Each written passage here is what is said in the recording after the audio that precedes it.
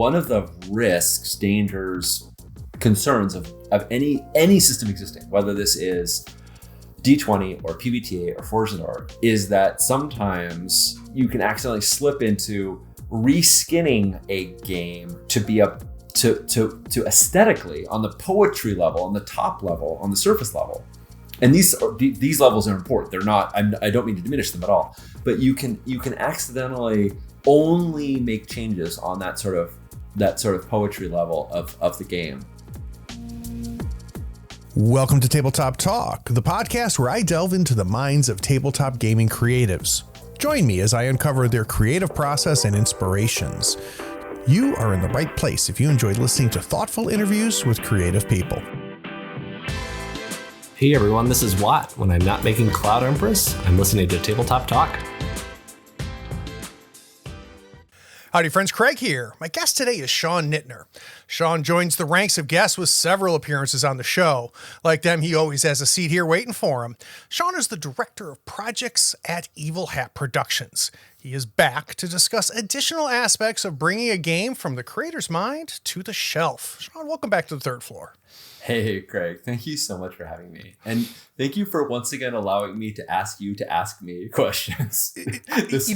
I got to tell you, Sean, it is not me being kind. I got super excited and I'm not blowing smoke. Like there's a short list of people that all they have to do is go, hey, Craig, I was thinking, come on the show. It's really easy. Well, I tell you, episode 218, that's the last one I was on, where we went over the how does Evil Hat publish a game process. Every time someone says, "Oh, hey, how does it work? How does this work?"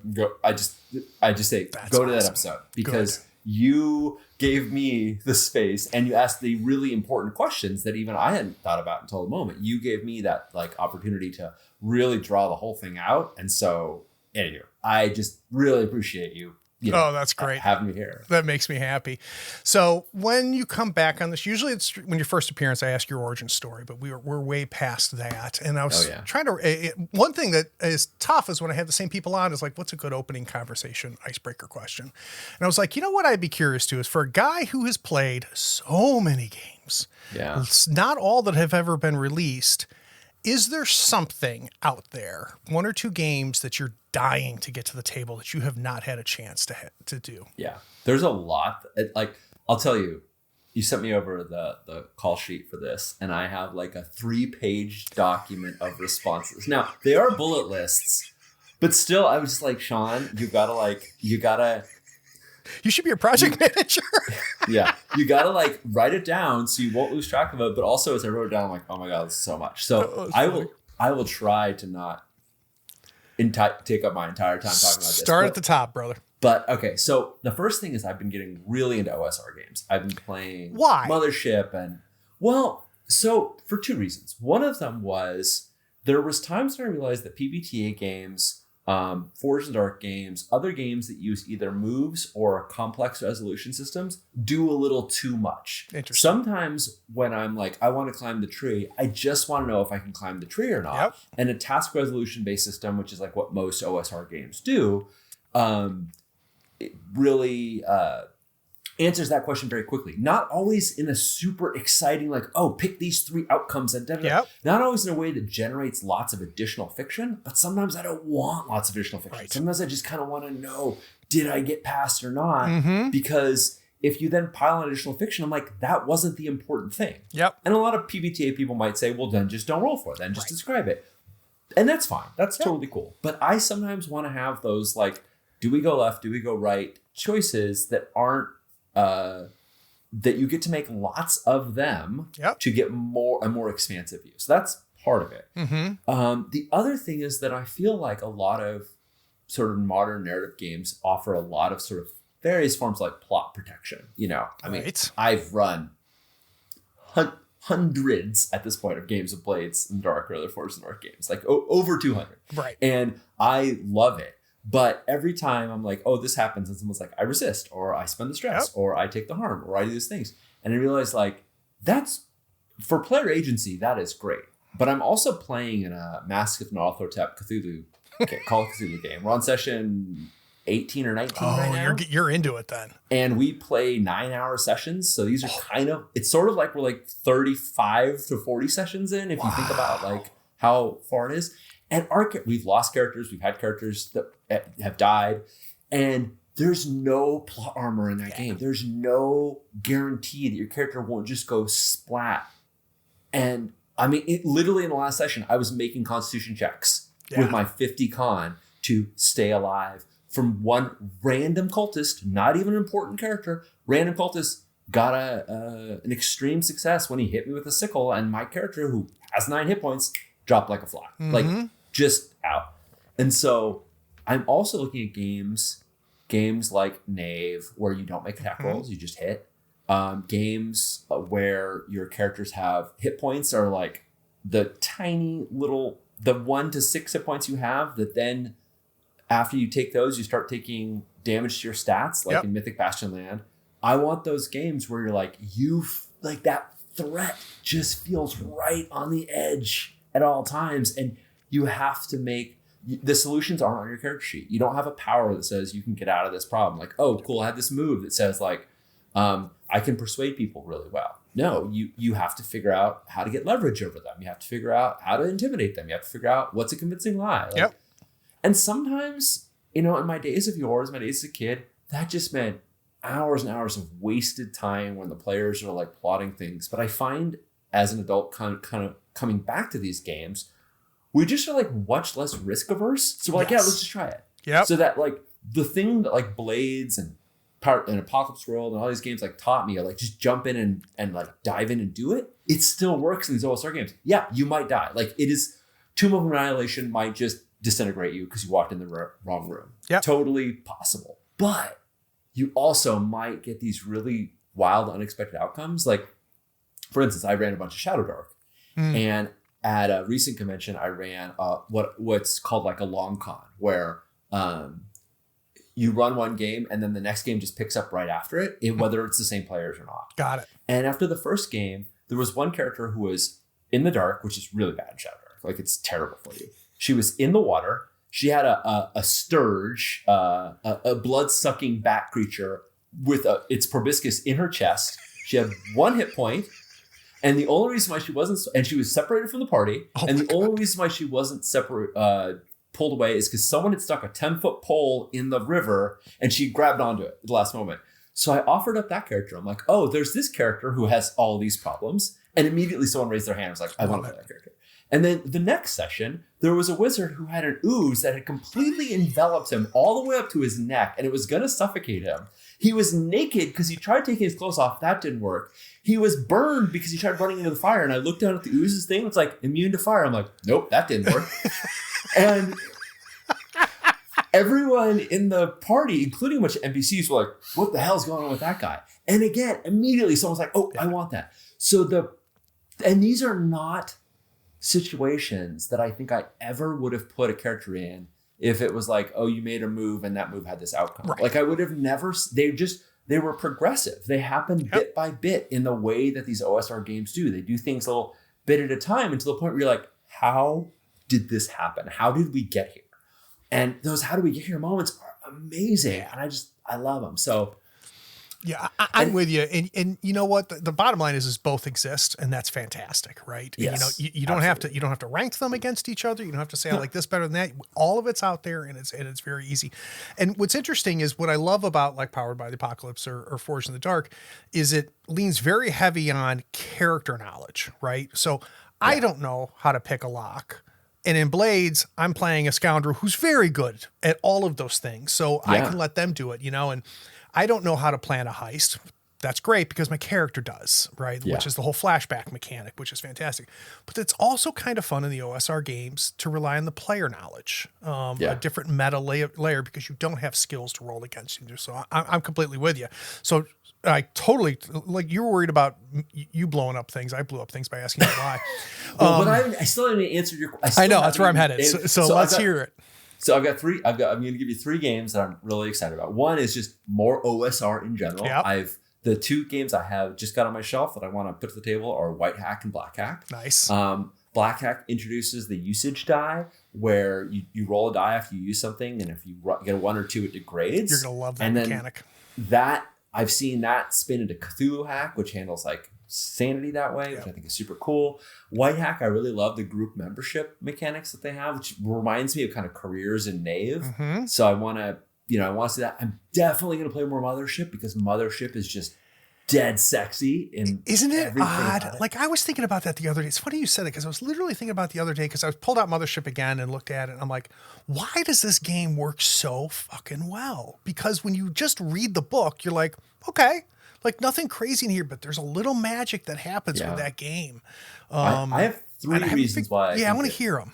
So my first reason is that it embraces the notion very strongly that if the monsters don't kill you, space will kill you. And if space doesn't kill you, capitalism will kill you. Yes. Like, the game is constantly putting the players in a situation where they're going to suffer stress for things that are stressful. I've been watching For All Mankind recently, and the first season I feel like is kind of like, the levels of tension aren't as high, but seasons 2 and 3, I'm in the middle of season 3 right now. I don't want to spoil anything, but just they ratchet up the tension. Things are scarier. They're scarier on political levels. They're scarier on like, are we going to die in space levels? Yeah. They're scarier on like personal relationship levels.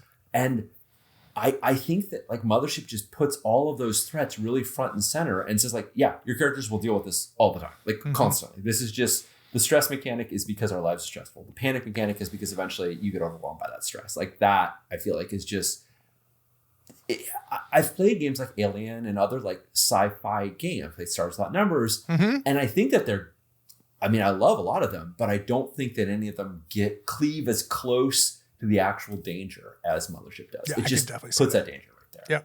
Yeah.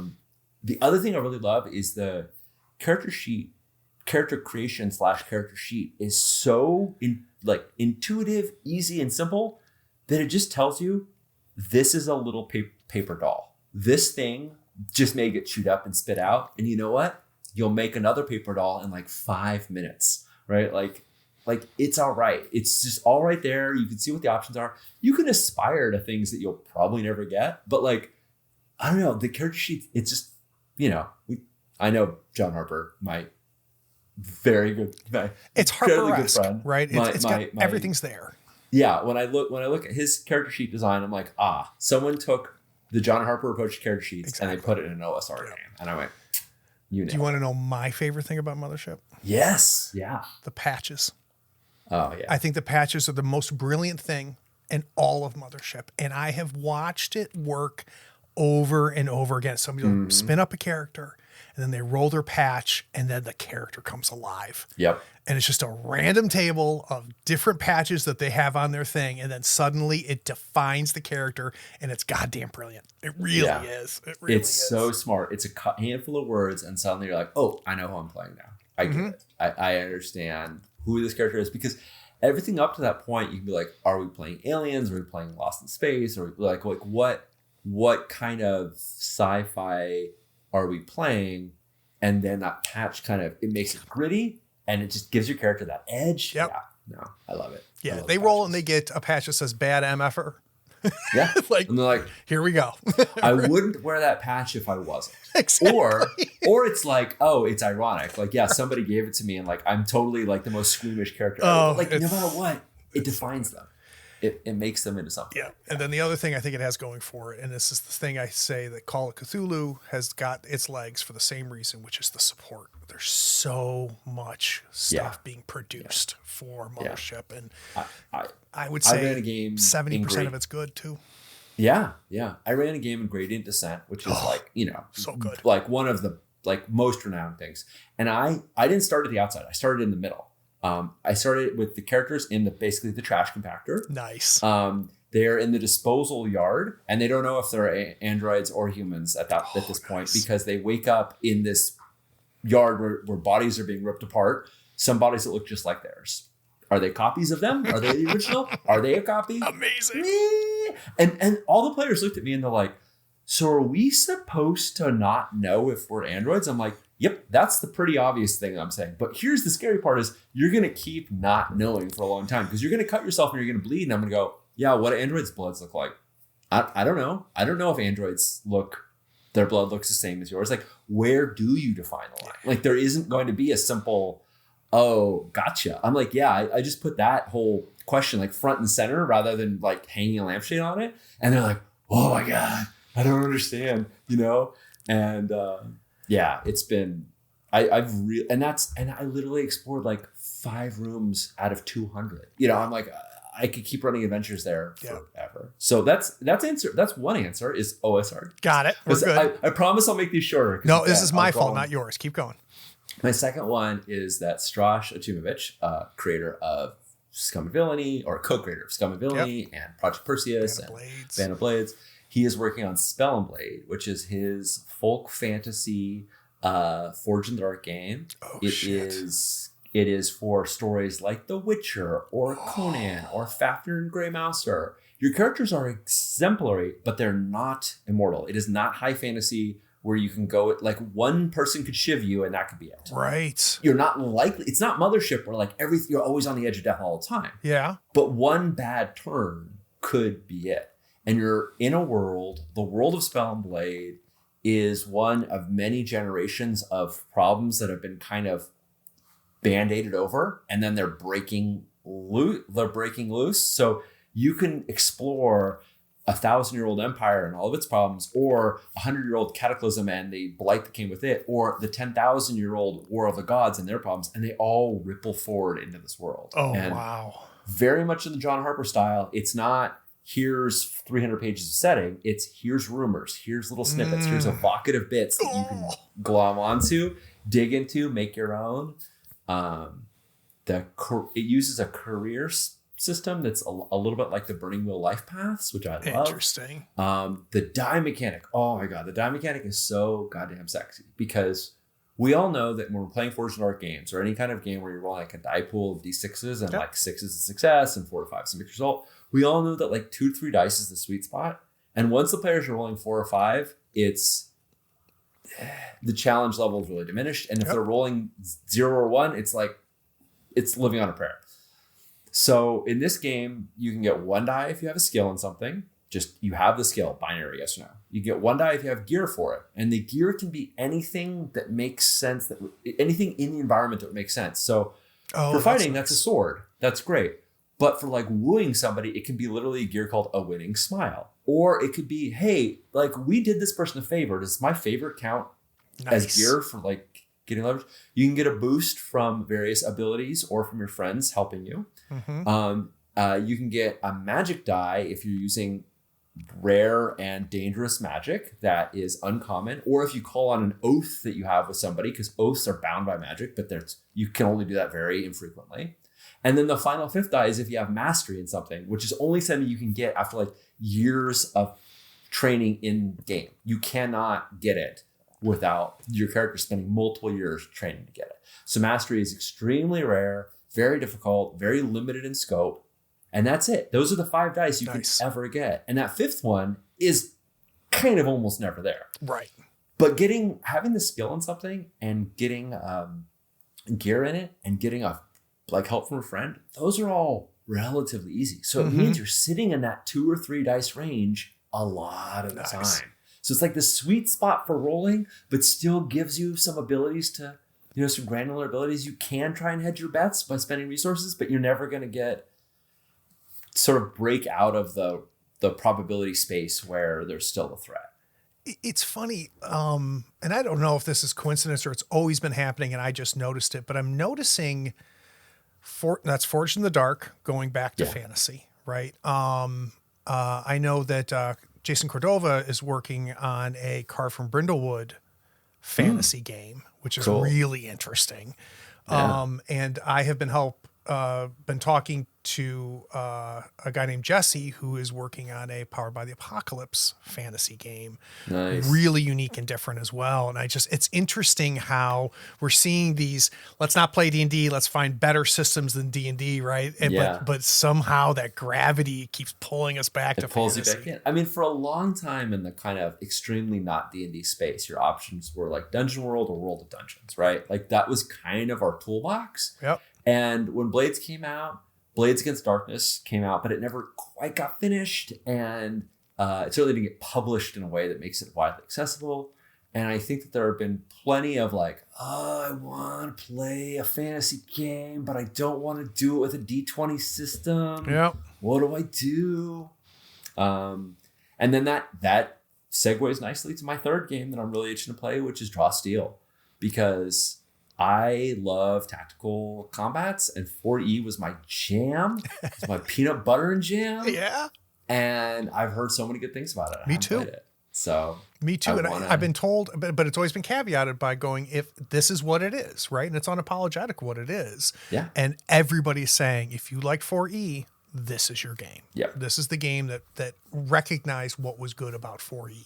Yeah. And I loved it. I did not care that 4E was a tactical combat simulator. I played it for that. And the role playing that we did between the combats was fine and fun, but I wanted to see if I could cast my ball of fire and then have the fighter push the people in and out of it so I could keep burning them left, right, and center. Like it was a tactical puzzle to solve, and I love puzzle solving. So, that's amazing. But if I can do that and tell a heroic story at the same time, like this is, peanut butter and jelly.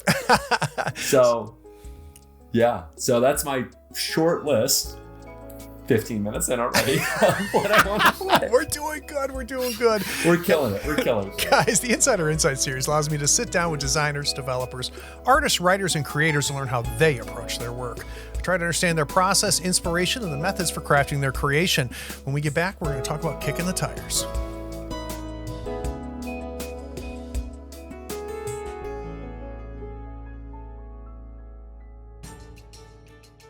Attention all floor heads, gather round. I have a quest for you. You can simultaneously show your love for the show and embark on rewarding adventures.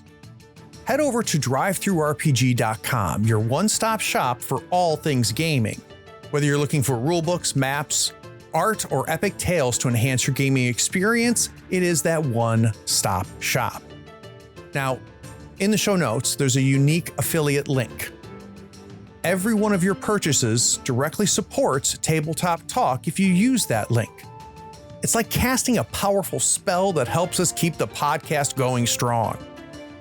So next time you're itching for a new adventure, follow the affiliate link in our show notes or bookmark it now in your browser. It can be your portal to everything on DriveThruRPG. Now let's get back to the show, but please support the show by using that DriveThruRPG affiliate link next time you are shopping at the site.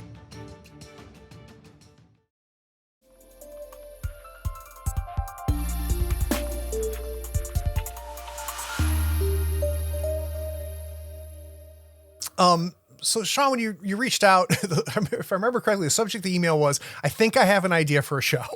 Yeah. and then you just word vomited, just all of these things that you've been thinking about. And between the two of us, I think we organized things pretty nicely, because these are the biggest thing for me is when you were on last, we covered something that had never really been talked about in a complete way on the show. And granted, it was specifically how you and Evil Hat bring things into production, right? That step-by-step process. But it gave us insight for a lot of, the industry as well. And what I think is neat here about the subjects that we're going to cover together here is we didn't really get into these. And they're a little bit more niche, but they're also extremely important. And I think informative, not only for the designers that listen, but for players, because it's interesting to know, how does this game get here, right? What is this process for it? Yeah.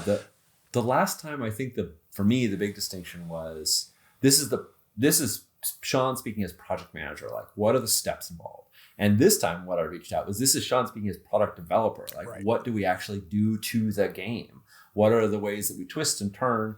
What are the rough edges we file off? What are the changes in tact we take during the actual development? And I thought, because what I didn't want to do is frame this as like, here's how we fix games. It's not this is how we develop games, how we bring them to fruition. And it's through many twists and turns. Yep. And I just realized that like, there's lots that I get to see and do that's really exciting and fun. And I wanted to share it. I want to talk about it. So I think the first thing here that we want to focus on is when you're first taking a run on a game, right? Yeah. And literally kicking the tires. And so let's put you in a situation you've been in many times, which is someone says, "Hey, I've got this game." And you're like, you know what? Let me play it. Let me get it. Let me see what I think about it. At a high level, when you're done playing and walking away from the game, how do you measure whether something worked or not? And to the point where you're saying, I think I either need to play this again, or I want to talk to them more, or I think there's things here. This is worth attention. Yeah. So one thing is, did the game truly feel like it was hitting the premise it was about? One of the risks, dangers, concerns of any system existing, whether this is D20 or PBTA or Forged in Dark, is that sometimes it can be tempting, or you can accidentally slip into reskinning a game to be to aesthetically, on the poetry level, on the top level, on the surface level. And these levels are important. They're not, I don't mean to diminish them at all. Right. But you can accidentally only make changes on that sort of poetry level of the game. Like where you're like, oh, this is Apocalypse World, but in space. Right. And we have all the same moves and all the same playbooks, but instead of the threats being, bandits on dune buggies, it's bandits it's reavers in ships like Firefly, right? And there's zero wrong with that. I mean, I think that's a really fun way to mod your own games. But to me, it's as a publisher, it's generally not enough. Like I want to feel that the game at its core is doing the action that you said it's about. And, there are a lot of games. I mean, if you look at Blades, like you can look at a lot about what Blades is in terms of the mechanics, but you can also look at the function that like Blades is about a team of competent people doing a dangerous task together, right? So you could make a Blades hack that were firefighters, and that would be totally fine and super cool. And if anybody makes it, let me know, because I love firefighting and it's super dangerous and scary. But you could make that, and it's not just, the dice work. It's that, no, the premise of that structure works, and that's fine. That's great. Is that just a gut feel though, Sean? Or I'm trying to understand how you know that. Is it a matter of I've had an in-depth, like, do you sit down with the creator and say, tell me what the goal of the game is? Like, what should I be looking for? Am I making sense? I'm trying to understand, how do you know? Yeah. That is a good question. Part of how you know, I think, is do you find that when you like read the outcomes of the moves, or you get the consequences, or whatever, when you look at whatever the game is literally feeding into the narrative, whatever it is, does that reinforce that theme, or do you have to kind of reinterpret it every time? Because every time they say, because sometimes you get things that are sort of generic, like the outcome is a bad thing happens, and you're like, well, the game is not telling me what that bad thing is, the GM is, and so it's on them. Other times it'll be more specific, like a PBA style move, or they'll give you kind of like lists of outcomes. And I want to look and see, like, do the inputs and the outputs match what the game says the premise is? If I can't trigger this move doing the thing that I think in the fiction should trigger that move, there's a mismatch. If I triggered this move thinking I am going to get some sort of outcome, and I roll my 10 plus or my 6 or my whatever my like full success result is, and I don't get an outcome that's anywhere near that expectation, I go, where do we go from narrative to mechanics back to narrative, and we lost the train. We lost what was going on. And a lot of times, like, how do you tell? A lot of times you can tell when you have to spend a lot of time justifying or explaining or rationalizing an outcome. You're like, you do a thing and then you spend 10 minutes like figuring out how it makes any sense at all. Or you have to spend 10 minutes trying to figure out how to do a thing. Like if either the inputs or the outputs take a lot of time to figure out how to like make the game accept,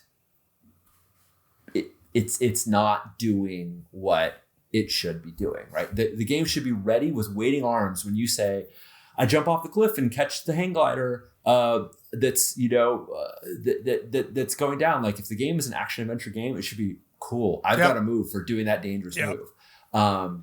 If it's not an action adventure game and I'm fighting the premise, then that's fine. But I don't play games to fight the premise. If someone tells me this is a game of courtly intrigue, I'm like, cool. Who are we whining and dining? I'm not trying to break a game. I don't think all games do all things.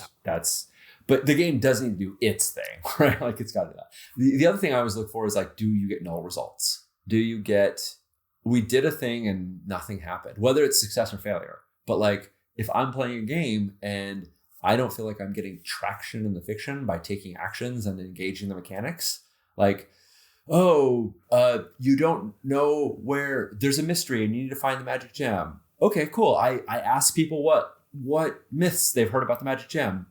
I made a successful carousing roll. Nope, they haven't heard anything about the magic gem.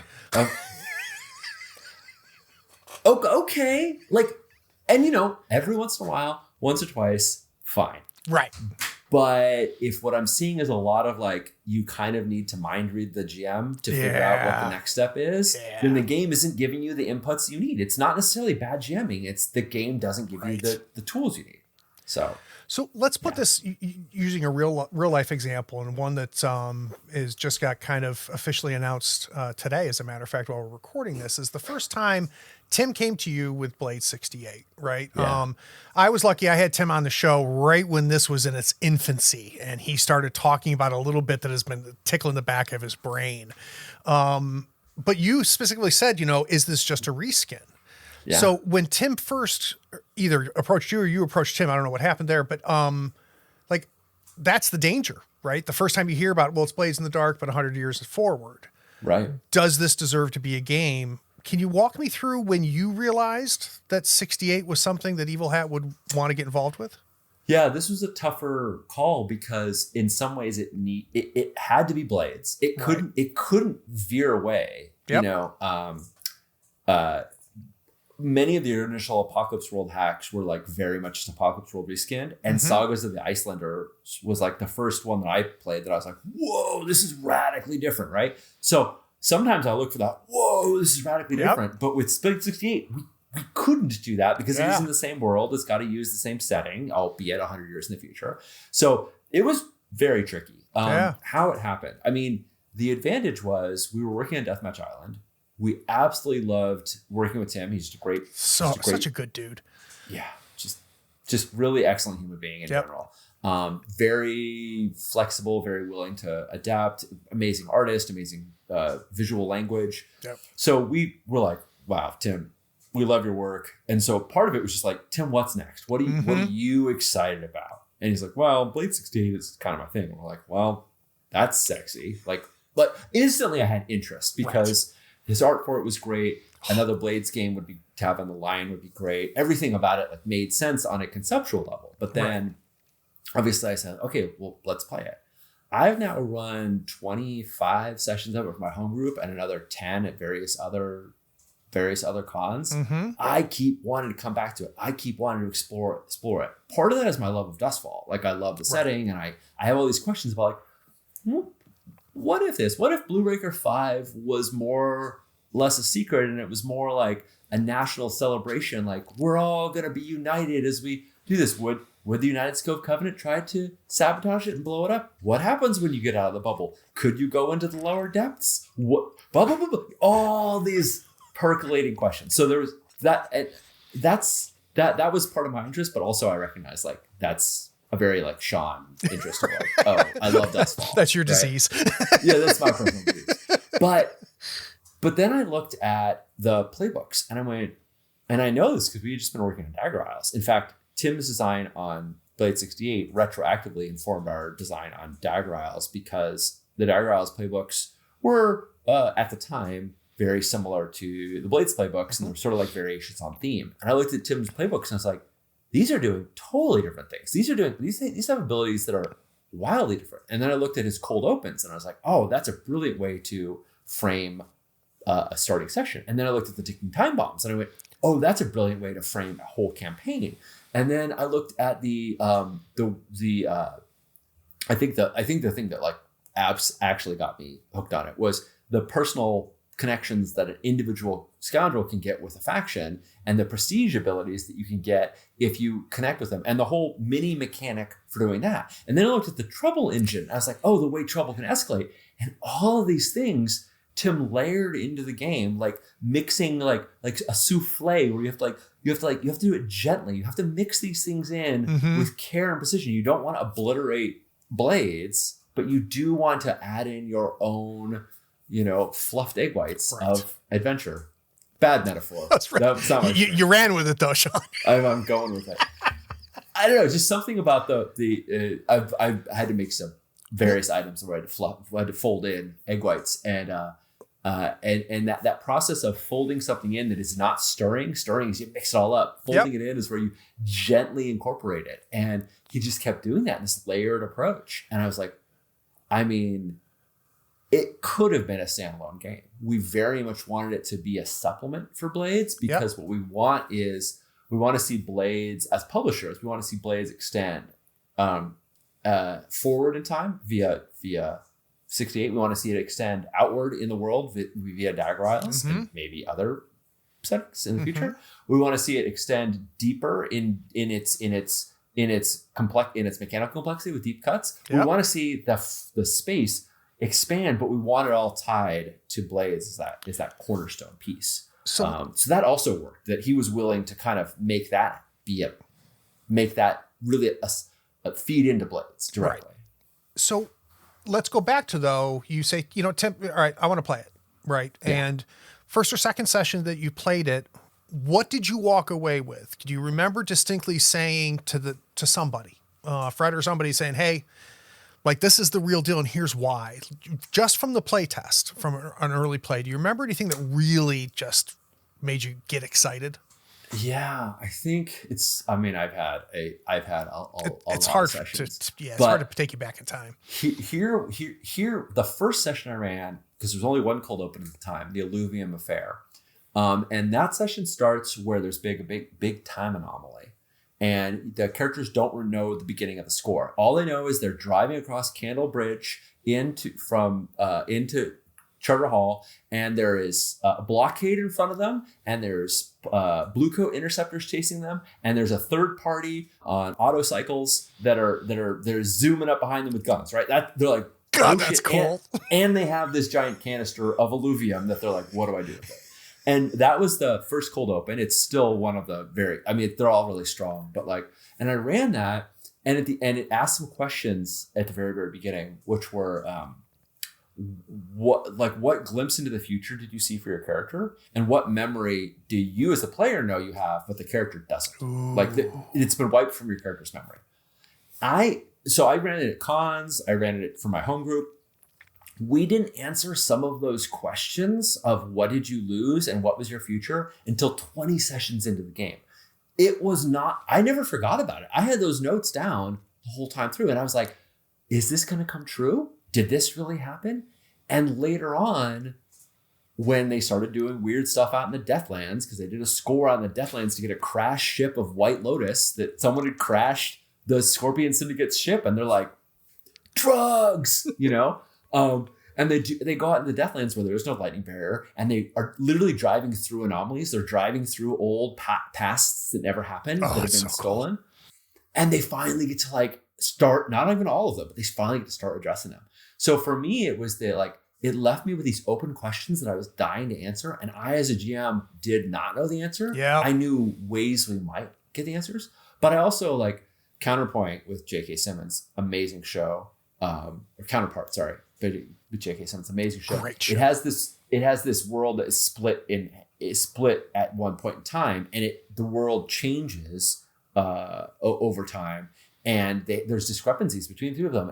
And I started looking at the doppelganger abilities that you could have a copy of yourself from the resonance field, and I was like, oh, and I knew Tim was playing with deep cuts because I was talking to Tim and John at the same time. Yeah. So I knew that they were hinting at maybe there's another living world. maybe. And so then I started playing with that. We now have multiple versions of several characters. Oh, that's amazing. And one of the most dangerous threats in the whole game was someone who found a ritual that could pull everyone back to their own world, because people have formed whole lives in this world where they're I have lovers, I have people I care about, I've done things, and I could just get yoinked back. And now everybody wants that ritual. The palace wants it. So and I'm going on and on, but that one session gave me the seeds of so many more. We've had a city council meeting where they had to vote on a legislature, but it ended in a whole cage match. We've had whole adventures in the resonance field. We've had the game has so many possibilities, and not to say at all that that Dustfall doesn't have any possibilities, but when I play, Blades doesn't. I mean, I've played so many games of Blades. Sure. I love it, but I saw 68 and I was like, I see a whole new realm. Yeah. I see a whole new set of opportunities that I really want to. I mean, the whole question about taking criminals and pulling their resonance out and shoving it into hulls is just a morally bleak quagmire. Yeah. And of course, players are like, yeah, I want to be that. I want to be that enslaved character that's been forced to do this and then tries to break free and remember who I really was. And our hull is literally playing two characters. They didn't decide that, like, oh, when I get my memory back, I'm just that person now. Oh. They're both Delta 968, this hull, and Rubens, this researcher who isn't that something? Caught afoul of the law. Yeah. And like, and the Adrian, the player, will like modulate her voice between whether she's playing Delta or Rubens. And like, no one said you had to do that. No one said like that. This is the answer. It was just what we've come to. There's so many questions like that are big open questions that are really excited to spend 20 sessions exploring. And obviously, I know the answer to this question, but the game supports this, right? And that's the big thing. So not only do you have things that you care about, but the game itself supports it. So let's stay either with Tim, or we can use another example as well. Part of you as a game developer is the feedback loop, right? Yeah. You try something, you talk to the creator about it, and then they tell you things and you bring it back to the table. I'd like to get an idea of like what type of feedback is helpful and what type of feedback is not helpful. Because I think you over the years have learned one versus the other. I mean, I think I'm learning. I think this is, I think all forms of art are iterative, and all creative works really, you think you've got it, and then you realize, no, I didn't have it at all. And then you come to another cycle and you think you've got it, and you realize, no, I didn't have it at all. Yeah. And I think we go through those things in life over and over. It's like me returning to OSR after 20 years of indie games. Right. Like it's these cycles that, so I say this at like, this is my current state. As of now. Yeah. As of now. And in 10 years from now, Sean will be like, that Sean didn't know anything. But this is, what this Sean knows. Yep. So I think there's a lot of kind of answer to that question. I mean, part of it is who's giving the feedback. Is it me or is it playtesters? Let's say you. Yeah. So if it's me, I will further subdivide this because I love giving multi-part answers to questions. You can tell. So part of it is like how aligned am I with the game designer's goal, and how well can I envision the outcome of it? So I'll give you an example. Yeah. Hello World by Charles Simon. It's not a game that we ended up publishing. I think it's a good game. I encourage people to go check it out. But Hello World presumes a digital existence where death is impossible. I mean, you can die, but you just respawn again. Where a lot of the things that we would consider scarce or threatening don't really have any teeth to them. Yep. And we played a session of it, and there was a moment where one of the characters was trying to intimidate another character, an NPC, into doing something. And he was like, Fred Hicks, a very established gamer, right? Like, yep. Fred is trying to figure out a way, like, okay, let's obey the fiction of the digital world that we're in right now. What would be scary here? Mm-hmm. Well, that Mad Max guy with the big gun might be scary in this world, but the person you're trying to intimidate knows that their character is an avatar that can just respawn in this world. So it doesn't have those kind of teeth. And we're like, okay, what about like, can we threaten their can we threaten them at the stack level? Can we threaten the player? Can we threaten whatever's behind it? Can we pull back the curtain on Oz, right? And the game doesn't, you kind of can get to there, but that's like end game sort of stuff. And so I could see where he was trying to go with it, but I didn't know what the future version of it looked like. Right. And so we gave him a lot of feedback, but mostly it was like, I think you need to work with other people who have a better, who have either designed games like this or who have a better sense of it. So sometimes it's I don't know what your game, I know your game is missing something. I don't know what it is. I don't know how to help you with that. And that's often a good sign of like, we're probably not a good publisher for you because I don't know how to help you take your game to the next stage. And that doesn't mean it's a bad game. It just means like, we're not a good fit. And sometimes it's like, sometimes it's like, oh, I made the next D&D clone. And we're like, we just don't, that's not interesting to us. Like that isn't something we're excited about. But often it's that like you've brought us in a concept that different minds need to think on. So take that out of the equation. Take that like, I don't know how to fix this problem. Right? I don't know how to like help advance this further. And then my next thing that I'll often talk about. So there's a bunch of things, but like one thing I'll often address is, did your game have mechanical complexity without tactical depth? Meaning, did I have to make a bunch of like dice rolls and decisions that only ended up in like a very little, like if I'm spinning a bike, if I'm pedaling this bike, like what gear am I in? Right. Am I in a gear where I'm spinning and spinning and spinning and spinning and the tires are only moving a tiny bit? Or does every action I take and every decision I make have a significant effect on the game? Right. And so a lot of times I'll tell people like, we had to do this thing and then that thing and the other thing. You know, like a great example for this would be like help mechanics, right? Help mechanics often are like, I make a roll to see if I can help you and then you make the roll. And then if I fail the roll, then something happens. But you kind of just sort of assume that the help will work because we didn't want to stop to figure out whether the help worked. We wanted to figure out whether the action works. Right.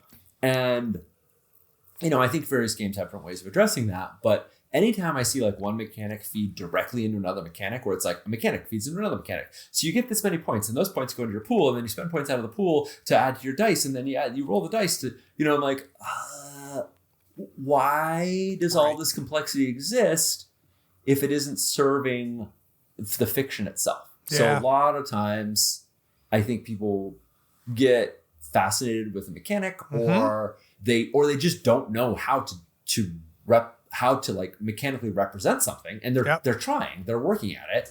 And I will often look at like, I want each input to have an output. I don't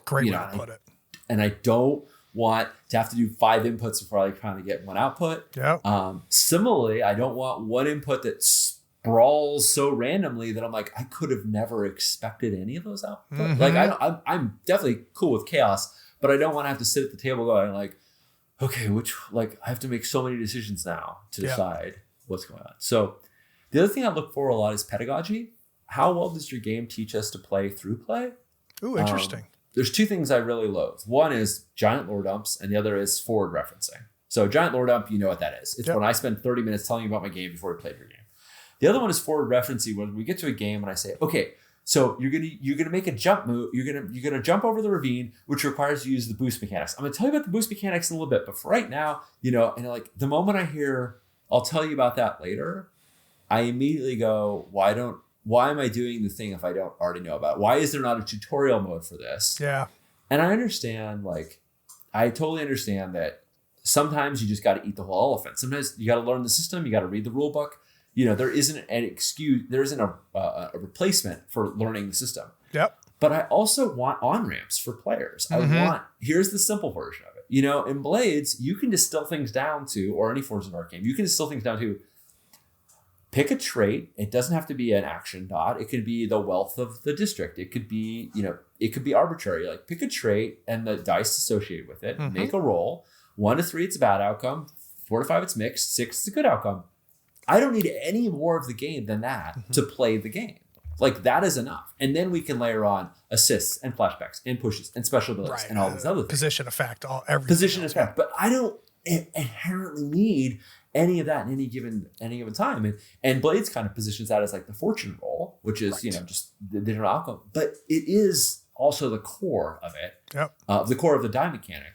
And I really look for games that help us along the way. And again, I know sometimes there's a little bit of, well, this is a really rich setting and I kind of got a lore dump at you. Or there's a little bit of, there's a lot of ways that the dice can work. I'm not going to teach you all of them. I might reference some mechanics right now that we don't get to till later, but it's okay. The core thing works. I understand both those things, but when I feel inundated by them, like I'm like, wait, what are we doing? Because you just spent 10 minutes telling me about a mechanic we're not going to use, or wait, what are our characters doing? Because you just spent 10 minutes telling me about the fiction that has nothing to do with like the setting, but has nothing to do with my character in the moment right now. Like either of those things are instant flags for me. Not red flags, just flags. Well, let's talk flags, because I was thinking about this. I want to put you in the conversation, right? So you're having a conversation with a creator. Can you give me an idea of red flags that'll come up during that conversation that make you think, ooh, baby, this is not a good fit? Or green flags that'll come up during a conversation with a creator that tells you we got to keep going. This is good. Yeah. This is good. Yeah. I'd like to get an idea of kind of like your gut instinct, or maybe distinct things. Like if I'm having a conversation and giving feedback to a creator and one or two of these things come up, I think it's probably not a good fit. Yeah. Or if these two or three things come up, I know, okay, we're cooking with gas. Yeah. So, all of these things are contextual. None of these things are absolutes. But one red seems extreme. But one red flag for me is a creator who thinks that the game is done and is extremely resistant to change. Right. Because most of the time when someone brings us their game, it isn't done, and we tell them it's going to be a 3-year process. If you want to know about the 3-year process, you can listen to episode 218 where we talk all about it. But we tell them it's going to be a 3-year process, and we tell them all the process involved. We tell them about the play testing, and they kind of either give sort of a deer in headlights look, like I don't understand why that would be necessary, or they kind of immediately start defending every choice. Like, no, I wanted this because of that. And it's, why I say this is contextual, not absolute, is because it is extremely important to us that we keep the creator's vision. Like, it's extremely important to us that we don't smother what they want to make in our expectations as a publisher. But it's also something where we have to know that, like, it's going to reach our audience, the game is going to mechanically work, and there's a lot of things that are requirements for us, and it's got to meet those. And if we start mentioning requirements and there's an immediate pushback, like from the get-go, then we know we got to work with this person for 3 more years. Yeah. And that's only going to probably get worse, and it's only harder. Another thing that is often a concern, a flag, is if somebody is operating from well outside their lived experience, and they're talking about current day living cultures that are marginalized cultures that are like experiencing real issues today. So it basically, like, it hits a lot. It doesn't hit nearly as hard to say we're going to play a Norse game where we're fighting Odin and Thor and Loki, or they're our friends or whatnot, because while Norse mythology still exists, it is not an active religion today, and it is not a religion of people who have been marginalized either for their color of their skin or their religious beliefs or whatnot. Like, that's a stomping ground that you can have a lot more room to play in than if you're wanting to play with the lives and the history of real people who are suffered in the past and have suffered today. If you want to make a game about indigenous people, if you want to make a game about people of color, if you want to make a game about their culture and you have no connection to that culture, it's not that it can't be done, but I look at, like, who's on your team. Is it just you, or do you have some cultural consultants you've already worked with? Yeah. Like, and I think it's really easy as a white person, or just a person of privilege, not even racism, just a person of privilege. I think it's very easy to look at atrocities in the world and go, oh wow, that was a really exciting, interesting, scary time in the world. I want to make a game about that. Yeah. And you're like, yep, it was those things, and it was also atrocious, and it has real life effect to people right now. Yep. So, you'll notice that our games that, like, pack real hardcore punches about queer life are written by queer creators. Yep. And our games that are like fun, spy, zany shit are written by people with more privilege who aren't trying to replicate the sufferings of other folks. Now, Blades talks about classism and all kinds of issues, but it does it very obliquely.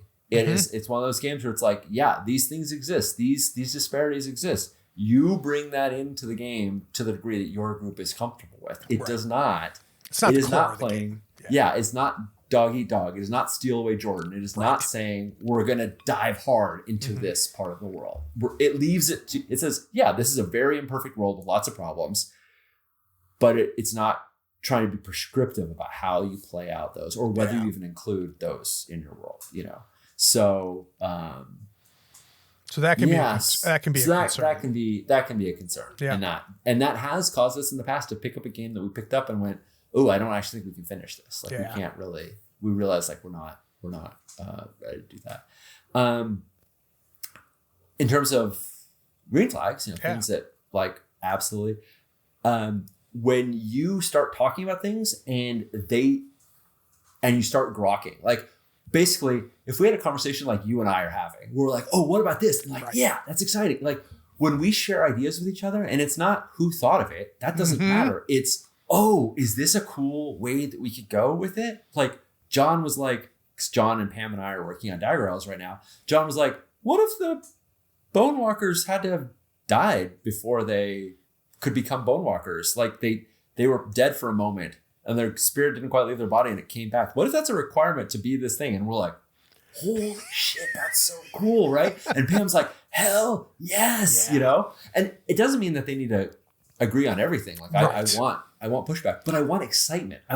If Pam had been like, oh, no, that's not it. But what about this? Then, and Pam has done that where we're like, Pam, we're thinking about like some heroes. And she's like, check it out. Here, I've got 4 heroes from history, and like you could bring those in, and the Sarong who can make ghosts manifest can like bring these heroes of yore. It is straight up the Final Fantasy summon spell, in Final Fantasy VII, where you like summon your ancestors to like come and fucking kick ass for you.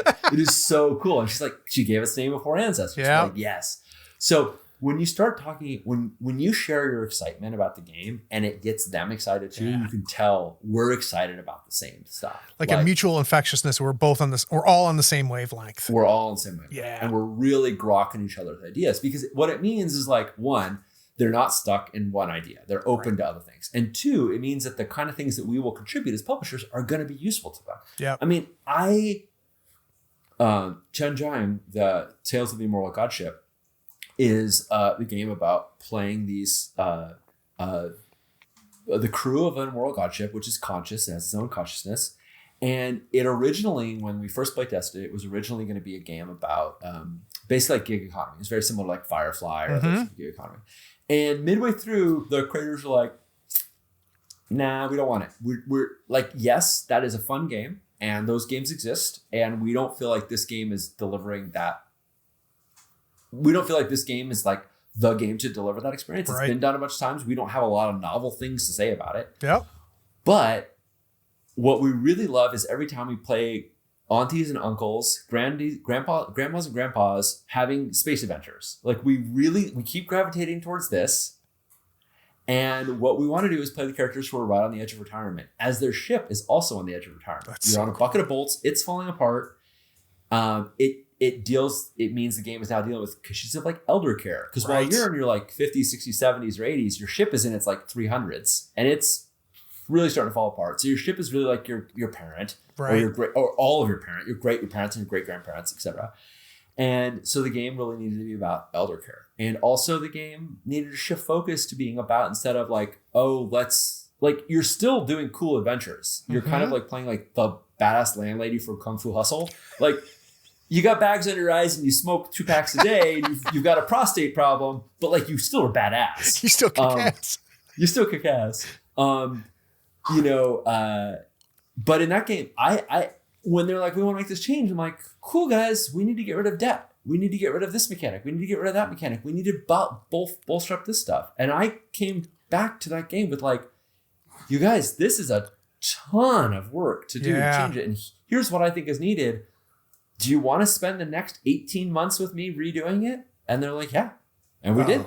And it's a new game. I mean, it's got a lot of the same stuff, but it is in play. It is a very different game. And I had to have a real frank conversation with Banana Chan and Senfung Lim are the 2 members of the dev team. And then there's Calvin Wong and Deanne, who are the lore team.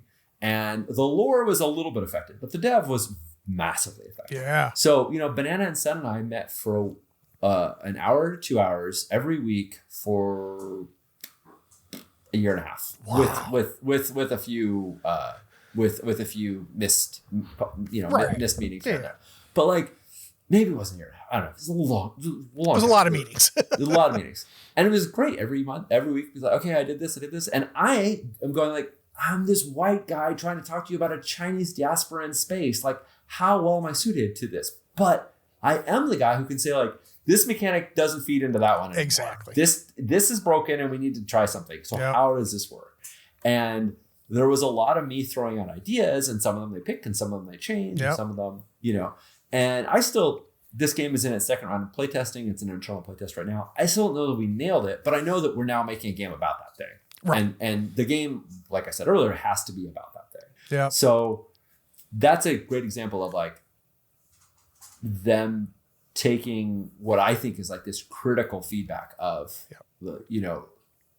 if we want the game to do this, we have to build the mechanics to reinforce it, and really running with it. Really it's very revealing about them as creators too, right? Because they identified this is not what we want anymore. And instead of just sunk fallacy, we're just going to freaking keep going. They were brave enough, quite frankly, to go, we might need to start over in a lot of ways. And that's start over in kind of untread territory. Right. There's lots of games about young people going on adventures trying to pay off debt, right? Yeah. That is not an uncommon game premise. People in their 70s getting ready for retirement in space. That's super interesting. That's new shit. Yeah. That isn't the same game in a lot of ways, and it isn't the treaded path. So it's like, wow, we're going on an adventure now. We're going on a hike, and we'll see where the hike takes us. And hopefully it's to a great game. Right now it's out in the hands of playtesters. I'm waiting to hear what they say. I've playtested a lot, but I'm too contaminated by working. I was about to say, I can't say at this point. I could say I like it, but I don't know if it's actually working. I don't know how much I'm filling in, and how much. It's almost, Sean, like you have a call sheet in front of you, because what a wonderful transition to our next segment. We're going to take a quick break. We're going to come back, and I'm going to beat them up on playtesting. I want to understand more. We'll be right back. Hit me.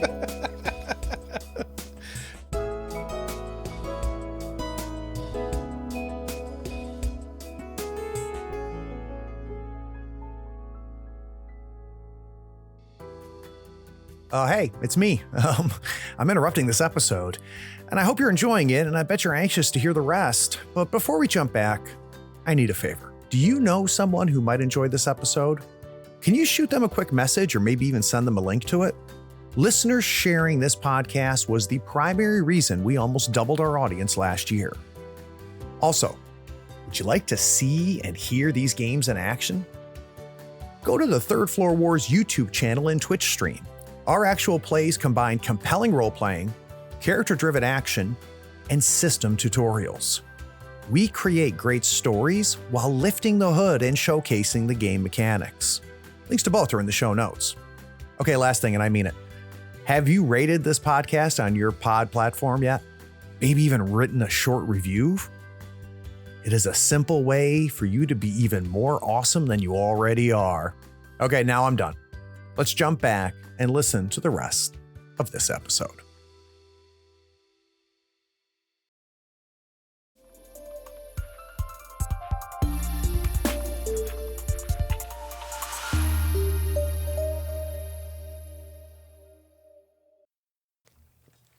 All right, let's talk about play testing, which listeners of the show know I've got a weird fascination with this, because I find the process of playtesting very interesting. I talk to people like you that deeply believe in it and spend a lot of time with it. Evil Hat goes through a whole series of processes with playtesting. Oh yeah. I talk to other creators. They're like, I don't playtest my games. And it works. They come out with good games, right? Yeah. But let's talk about, because of the level of familiarity you have, let's first talk about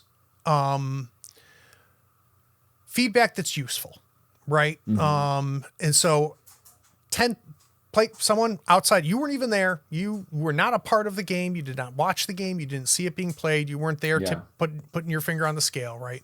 They come back to you and they say, here's our 10 things that come out of the game. Can you give me an idea what 4 would be useful and what 6 you'll go, okay, I understand that, but that's not going to help us move forward? Yeah.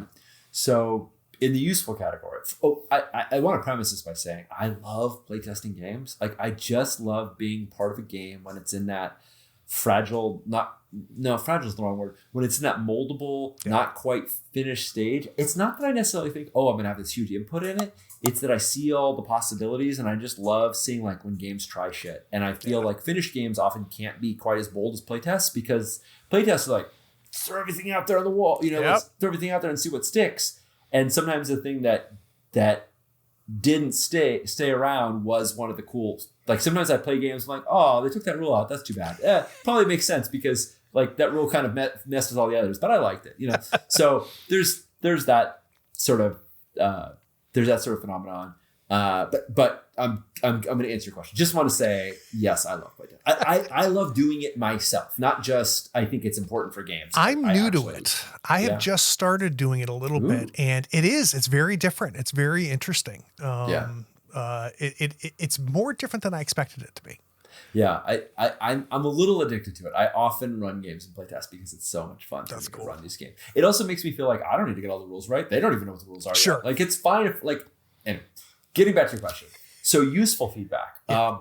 I love feedback that looks like we tried this and we got stuck. We tried this and we were confused. We did X and we expected Y, but we got Z instead. My player was really trying to accomplish, like trying to make this kind of character, and they couldn't figure out how to do it. Anytime someone says, I tried X and I got Z instead of Y. Yep. In any capacity, whether it was frustrating, confusing, annoying, even just surprising, like, it wasn't bad, but I didn't really expect it.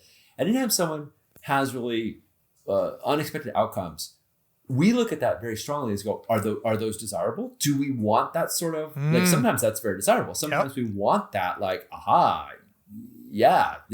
you can really discover weird new wild things about the world. But a lot of times it's I tried to punch the guy and the world exploded. Like, wait, what? Why? Yeah. Like, how did we get here?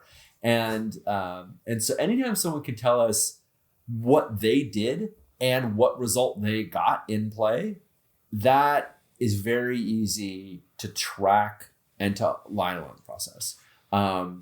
The counter to that is when they say, I think this rule is bad because it doesn't do one or the other. And I'm like, did you use it? Did you try it? Did you, when someone gives sort of feedback based off of a read, some people do exist that can read your game and go, this works, that doesn't work.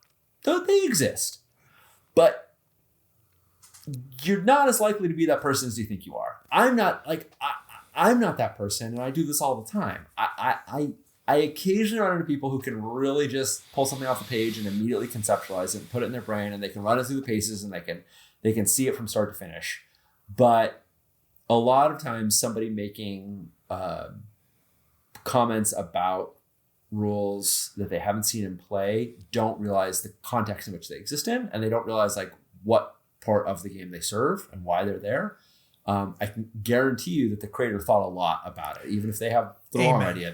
They didn't do it accidentally. Right. It wasn't a mistake. And oh gosh, Sean, this could be a 4-hour podcast because that has become such a triggering thing for me that I was unexpected, where I just like nothing. And it happened on Reddit, which is, I don't know why I'm there, because all it does is make me angry. Yeah. But I don't know how many times I've say, hey, I just bought Blades and I'm reading it, and I don't like this, and this, I'm going to change that. Yeah. And I just want to go over to the house and go, how about you just try running the game? Yep. And let's see what happens. As I dive more into the OSR games, I actually see where some of that mentality comes from, because OSR is like mod away. Like this game has a bunch of mechanics, but there's no camping rules. There's no... I'm not against modding. And so mod. Right. So that a lot of games come, I would say, semi-unfinished, or just lots of places to fill in mechanicals, create your own monsters, create your own, long-term, create your own downtime rules, create your own whatever. Yep. And that's great. And I think everyone in the OSR community is for that. And whenever somebody makes a new thing and they put it on drive-thru for $4.99 or $1.99 or whatever it is, people celebrate it and go, great. Yep. But that's not the same as going, I don't think you understand how all the moving gears of your own games work, so I'm going to pull one of those out and shove another one in. Or I'm just going to pull one out because I don't like downtime. I'm just going to do scores and blades. Yeah. Okay, knock yourself out. How is that going to work? Yeah. It's tough. It's tough because people often see their perspectives as truisms, and it's like rarely is that case. Where it gets to me too is I have now been doing this long enough, have talked to enough people, and have played enough games that I can read a review, and within the first fifth of the review, I know whether they played the game or not. Yeah.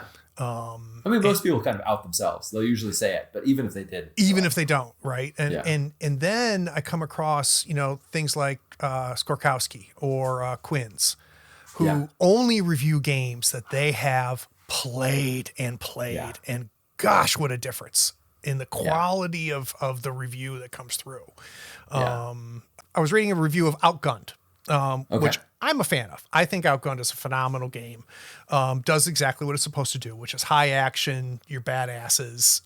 Nice. I love having a handful of dice, Yep. The dice are different because you're matching them instead of looking at values and stuff. Like, I just love the game and I have fun with it. It made me so mad I had to stop reading because they were critiquing things that weren't in the game. Yeah. And, they're critiquing things that couldn't happen in the game. And the guy goes, for a game for high action, you have to have like 5 or 6 dice in order for you to possibly have a success mathematically. And, you're stunted at early levels.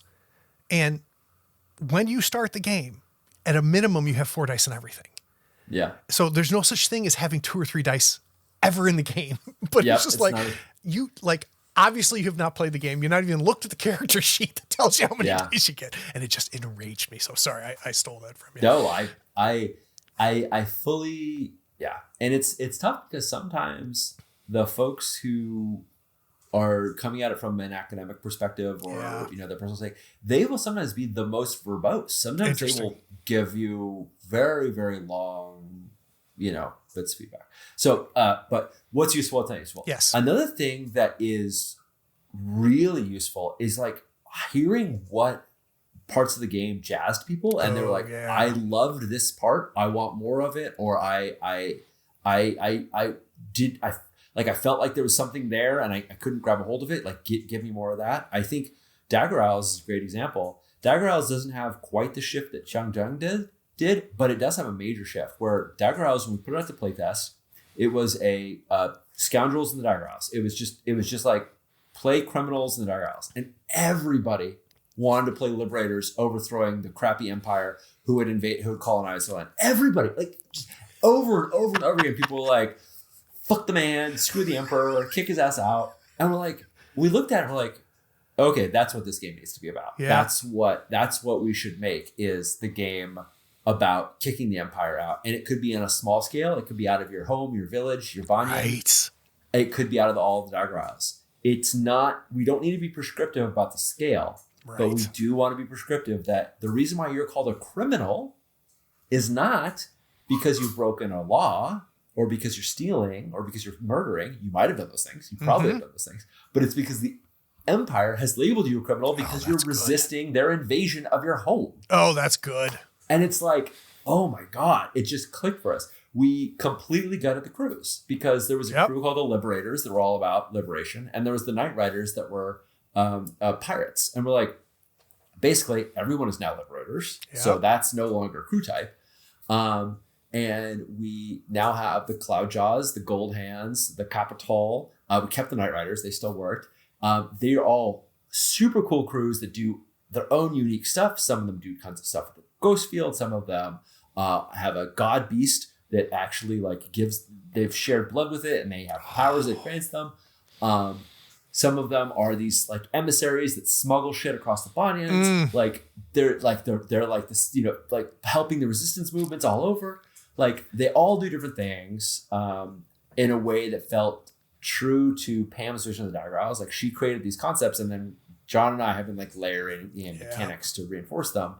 And that was just when we saw this overwhelming, we want to play Rebels. We're like, who does not? Like, why would you not want to do that? And isn't that the obvious choice? And then that, I told you how Dagger Isles has been affected by Blade 68. Well, the great thing about being in communication with all these creators is that we told Tim about that. And so Tim infused that into 68. So if you look at the history in Blade 68, and you look at the Dagger Isle section, that has been very influenced, he's worked with Pam on that, so that we can see.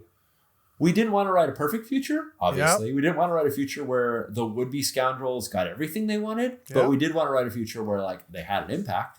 So characters who might have been playing Dagger Isles, which hasn't even come out yet, but once they will have had done it, past, future, present, something tense, they could create results like the Lon Laban occupation or the proxy wars between Aruvia and Akaros. And so it all feeds into itself. And just that, like hearing that really shifted the game in a huge way, but in a delightful way, in a way that made it sing for us. So that was great. It's so funny, Sean, because, and I don't know why this is a revelation for me, because it's super obvious, but we often can think of play testing as what are the problems?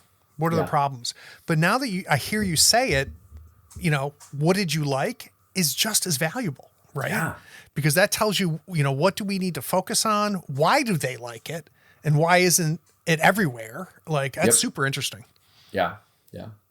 And then kind of I don't know if this is the converse, but like kind of bouncing back or what's working, what's not working. Sometimes we'll get people who they want to conceive of, they want to bring something into the game. They don't see a place for it. And they start getting into game design. And that kind of, again, there are some people, you might exist. I'm not saying that this is a complete unicorn, but there are some people that can do that. But a lot of folks won't necessarily see some of the underlying intentions already there. I'll give an example.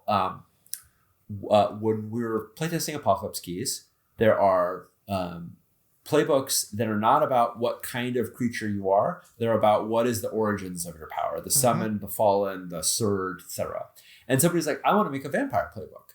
And we're like, my response to that, or Ray and I talking about that, our response to that was like, cool. You could play a vampire by playing the surge, because the surge is all about having this horrible power that you're afraid to let out because it'll cause horrible destruction. Or you could do about being the shade, because the shade is all about their connection to death and feeling isolated from people. Or you could do about being the fallen, because the fallen is all about how their power has like been corrupted and is now poisonous to everything. And you're like, honestly, I could think of ways of doing it by playing the summoned, which isn't really, the summoned isn't like a great fit because they're supposed to be extra planar, but their primary threat is about feeling like they can't love somebody without destroying them. All of these concepts, either with no changes or with very minor changes, would do a great job of portraying a vampire. It depends on like what kind of existential threats and what kind of emotional hurdles you want to overcome as this vampire. It wasn't unhelpful, because what we did is we ended up including things like, hey, if you want to play a werewolf, here's ways you can do it. If you want to play a vampire. So it did kind of encourage us to like give people a little direction. Sure. But there wasn't a scenario in which we were going to make a vampire playbook, because each of these playbooks are many things. And they aren't about their physical form. The last could be Superman, last son of Krypton, right? Like that. But it could also be Dracula, who's all alone. All the other vampires have been killed. It doesn't have to be, Anyway, so it just matters that you're the last of your kind, right? Like that's the important thing. So sometimes people will get into game design mode, and a lot of times this happens with like Forged games as well, because the game design is more atomized in Forged. There's smaller pieces of design that you can do. You can do a single ability. You can do a single, even PBTA games, even a move is bigger than just an ability in Forged in the Dark. So the more atomized a game is, the more easier it is to do design, which that's intentional. We want people to design, but it also sort of encourages people to like throw design at you. And you're like, well, and I wouldn't say we've never benefited from it. In the previous example, we did benefit from somebody calling that out. Right. But the way we benefited was not doing the new playbook that it suggested. It was talking about how that could be. Yeah. It flags something for you. Exactly. Yeah. Yep. Yeah. So, yeah, I think that's.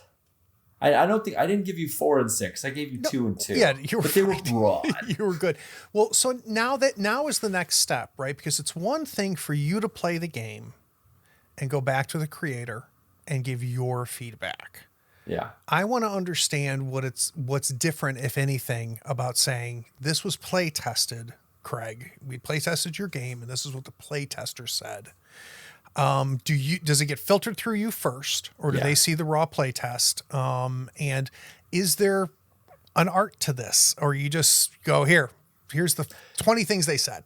Yeah. So it's, so the answer is both and, right? So okay. when a playtester is finished, so you will usually get playtest feedback in two primary forms. Sometimes we get an email or a tweet or something like that as well, or a Blue Sky, whatever you do on Blue Sky, or you hoot or something. Sorry, I've been off social media forever, so I'm terrible. But usually it'll come in our Discord server and in our feedback survey. We always ask people to put it in the feedback survey. Sometimes they do, sometimes they don't. Yep. Discord stuff, the creators just get raw because they're kind of getting it as it's coming in. They're on the server as well, and they get it there. Sometimes I will go back through and recap that stuff, but usually they've been ingesting it as we've been going along. Yep. It's definitely our secondary source. It's like, a lot of times we'll catch things like typos, but typos in playtesting aren't really important. Like the whole thing might be rewritten, so finding a missing comma is not very germane. But people also, and I get it because I'm the same way, people also sometimes feel compelled to share that, and you're like, okay, so you make a section on Discord for them to share that. Yep. So they'll see that. But in the feedback surveys, we ask a lot of questions. Some of them are quantitative, like how easy was it for you to understand the rules? How many sessions did you play? These sorts of things. And some of them are qualitative, like what did you struggle with? Mm-hmm. What was your favorite playbook to play? What was a moment that worked that where you had a hard time in the game? What was the moment you really enjoyed in the game? Those sorts of things. And for that data, that we use Google Forms for playtest feedback. For those forms, they generate a giant spreadsheet that is kind of bleh. It's sort of like you look at it and like, oh my God, there's tons of questions and tons of answers, and some of these answers are very long. It's not very easy to parse. So I will offer it to the creator if they just want to dive in, and some do. Mm-hmm. But usually as a publisher, as someone who wants to help them, we will, either myself or Sophie or somebody else sort of tied to the project, will go through and take every qualitative answer and read through them and start chunking them into categories and start going, okay, these 4 people all had problems with this one playbook. They didn't get how this move worked. A bunch of people all said that they didn't like the action economy. There's not enough dice. And so we'll start breaking things down and say 8 people said this, 2 people said that, 14 people said this. And then we sort of prioritize those by the number of people that said them. And then we'll also include some notes of like, here's a few salient details that we saw patterns repeating. People said this because of X, Y, or Z. Right. Because my whole goal isn't to give them a giant reading list. It's to give them highlights, and then they can delve in where they think, as a creator, they think, I want to know more about that. So I go, okay, here's the summary. Here is all the feedback. You can sift through it. So they can look at it at I've copied it all into a Google Doc, and it's all there. But at least now it's readable level. Yep. They can look at it at the high summary level, or they can look at it at the raw Google Sheet monstrosity level, because some people want to do their own searches and things like that. And it's helpful for them to have the whole thing in front of them. So there's situations, real quick, Sean, do you have situations though where, I don't want to use the word shield, right? Like, are there situations where you identify, I don't want to put this in front of this person because it's not going to be helpful. Yep. It could send them down a rabbit hole. It could spin them out. Have you had that in the past? Yeah, there's two things that'll do that. And unfortunately, I've had both of them happen in the same game at one time. So one thing that'll do that is a marginalized creator. People just feel so much more comfortable telling a woman or a queer person or a person of color that they got it wrong and all this stuff got wrong. It's uncanny to me. I've been on so many playtest servers. I create a playtest server. We always create it with basically the same format, same kind of channels. So I'm like, I see where people say it. And, you know, Josh and John are making Project Perseus and people are like, cool, spies are rad. Awesome. Let's do it. And now, to some degree, if I want to be sympathetic to the playtester, I can say, Josh and John are doing something very conventional. You don't necessarily have a lot of questions about it. A queer creator, queer content might surprise you. You might react to it more. Yep. But so there might be reasons behind it. Mm-hmm. But I definitely have found that the more axes of marginalization somebody has, if they're a queer creator of color, right, the chances that people will not necessarily, they won't insult them. I mean, thankfully we haven't invited people into our spaces that are like trying to be cruel. Sure. But there's a lot of like, you need to justify this, or you need to explain this, or you got this wrong, or and to some degree, like, I agree with the elements of making things accessible. Like if you have words from other languages that are not intuitive to an English reader, we need to have a pronunciation guide and a glossary, right? Those things are reasonable requests and I think make the game better. But there's a lot of telling people what they need to do or how they have to do it. And it can come kind of in reverse too. I mean, you can imagine the obvious, like, you shouldn't include this kind of content in your game. But then there's also like, you need to include every version of this. And somebody's like, this is my voice. This is not the voice of every Filipino writer. This is not the voice of every trans writer. This is not like, I don't need to speak for everyone in my demographic. Yeah. Right. And asking me to do that is frankly, it's not just as bad, but it is bad. It's right up there. Yeah. Don't ask me to speak for everyone. So that's funny. That's one case. Yeah. Which is just, and I don't know if people always know they're doing it. I like to give people the benefit of the doubt. Yeah. They don't necessarily know, but it's probably both, right? It's probably both. Yeah. So then the other area where this can happen is when we're touching like IPs. So Tomb Raider was a great example of we don't have the Tomb Raider IP anymore. We all know that. But while we were working on a game that was at the time called Tomb Raider, we're now working on a game called Shadows of Truth, which is its kind of current name, might change. But, we're now working on a game that is not attached to the IP. Yep. But while we're working on the IP, the people who came in had lots of thoughts about how Tomb Raider should be. Now, that kind of strong opinions about the IP, that exists even within the video game space. I mean, there are people who want Tomb Raider, Triangle Tits Tomb Raider 1 and only that. And there are people who love the Survivor series and they love the depth of Lara, and they love the moment where she has to kill for the first time and her hand is literally trembling and she's holding the bow because it's this moment in her life that is a life-changing event and she has to grapple with like the harm that her family has caused and that she has caused. And Tomb Raider covers that spectrum, and we were very strongly on the latter part of that spectrum. Right. We were very strongly on the these are characters who are really inspecting their role in the world and the harm that they may be complicit in. Yep. And we had a lot of people who were like, I want 2 guns and dinosaurs. Fuck all that other stuff, right? Yeah. And I don't disagree with the I want guns and dinosaurs. We're not trying to take that away, but we are trying to take away the might makes right. I steal things, therefore I deserve them. Yep. That mentality was not acceptable to us, and there was a lot of pushback on that. And I ended up. I mean, a lot of my job is being shock absorber for that. Yeah. Where I have to look at it and go, do I present this at all? If I do present it, what version of it do I present? How much do I filter this? Rarely is it just straight up hateful. That's right. Unfortunately, that has happened. But even when it's not hateful, it can be harmful, or it can be just exhausting. Mm-hmm. I mean, it can just really put a creator in a funk when they're like, oh, "That's not the game I'm trying to make." Like, or like I could do that, but I don't like that. That would make it further from my vision, right?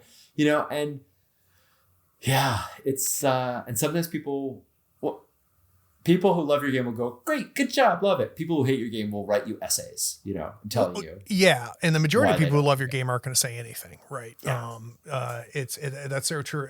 One thing that always sticks with me, because when he said it, it blew my mind, and not only does it matter for the stuff we're talking about, but like in life in general. I asked Robin D. Laws, said, how do you handle feedback, right? A bad review on one of your games and things like that. He goes, I just go, the game's not for you. Yeah. And I sat there and went, oh my God. Yeah. I guess you can do that. You can just say, hey, that's because this doesn't invalidate what they're saying. You want triangle tits and you want dinosaurs and guns. That's not what this game is. This game isn't for you. Best of luck. And it's crazy how simple that is and how much I've applied it to so many aspects of my life. Right? You're like, oh, you hate a thing. Okay, great. Cool. You should pick something else. Yep. You should do another thing. And I think the thing that people can get really, no, but it has to be for me, is because I love Tomb Raider in this case. Right. I want the Tomb Raider role-playing game to be the game I want it to be, and this isn't it. And I got to tell you, bud, at the end of the day, the only way that's really, really, really, really 100% going to happen is if you make your own. Yep. And that you are totally free to do. And I know you want us to make the game that's perfect for you, but no game we make is going to be perfect for you. It's going to be our interpretation of something, our presentation, our take on it. And, and so I too, I have a whole bunch of journals back there of half-made games for times when I'm like, I really want this to do this one thing. Yep. And there's not a game that's doing it. And so I start hacking away at it. Will any of those ever get published? Probably not. But that's okay, because I can keep working on the things for myself, and I can play it in my home groups if I want to. And I know that isn't an easy answer. I know that's not a satisfying answer to some people. But this isn't for you, I think is a really honest answer. It really is. And what we're talking about too ties to what we talked about at the very beginning, which is understanding the fidelity of the game, right? Understanding, what is this game doing? What is it? Why are we making this game? What is the voice and the vision of this game? And keeping fidelity to that and saying it's still that. And what you're saying might be great. Your suggestion might be a great suggestion. It's just not for this game. And I think keeping that North Star has got to be a challenge. And I would imagine you have to remind yourself of that so you don't stray, right? There's times when we have really kind of tried to have too many, fill too many obligations, and we've kind of been torn. I remember, this isn't playtest feedback, but this was some dark days the hat for me. We were working on War of Ashes, Fate of Aegyptus, a tragically underplayed game. We didn't kickstart it. There was a whole snafu with the IP about who was going to advertise it, and we just never gave it the marketing effort that it deserved, and so it didn't get the play it deserved. But we were very much trying to map to the miniatures game that the franchise is based on. We wanted to include all the elements that were in that minis game. We wanted to include the really rich fiction that the minis game sort of alluded to, and we wanted to build it all with Fate mechanics. And there were just times where we need froth, because froth is a mechanic in this game, and it kind of works like Fate points, but it doesn't. So we need Fate points because they're part of Fate, and we just sat there how do we fit all these things in? And it can really send you spinning. I think the best solution to that, and I think I learned this from John Harper. I've learned a lot of things from John Harper. The best solution for that is make another game. It doesn't have to be one you publish, but if you have this hankering notion for it could be this other thing. I mean, before Blades ever came out, there were so many other iterations. There was Black Ops, modern day, high stakes. Before Agon ever came out, Ride or Die, which John just kind of teased recently. Good Lord. Ride or Die was already something we were playing. We were already playing not our game. Yep. Both to test the mechanics and see how they work in other contexts, but also to get that but I also want to do this out of our systems. Agon doesn't need to do this. Ride or Die can do this. Surge Specters can do this. Other games, either based on the same system or other games altogether, can answer that question. Not every game, no game is going to do everything. It shouldn't do everything. But it can be hard. It's not always easy to identify that. And if you're not a prolific designer who can just like bust out magic left, right, and center and make things, then that feels really daunting too. Like, oh, just make another game? You mean like the thing I've been doing for the last 5 years? Like, oh, just do that. But it doesn't matter because you don't need to finish the game. You could just put it down in a notebook. Game ideas, maybe we do this. And maybe you'll revisit it one day. Is it common for you to have that conversation with creators where you have to hip check them a little bit and say, hey, I think we're straying. I think we're getting away. Or do they generally have a very strong vision and don't need that help? I think it's common a little earlier on in the design phase. So when we first bring on a game, we'll often go through what we call the system development phase, and we'll bring on someone who we consider to be sort of an expert in that game system. So we'll bring on Megan Vincent Baker, or we'll bring on Avery Alder if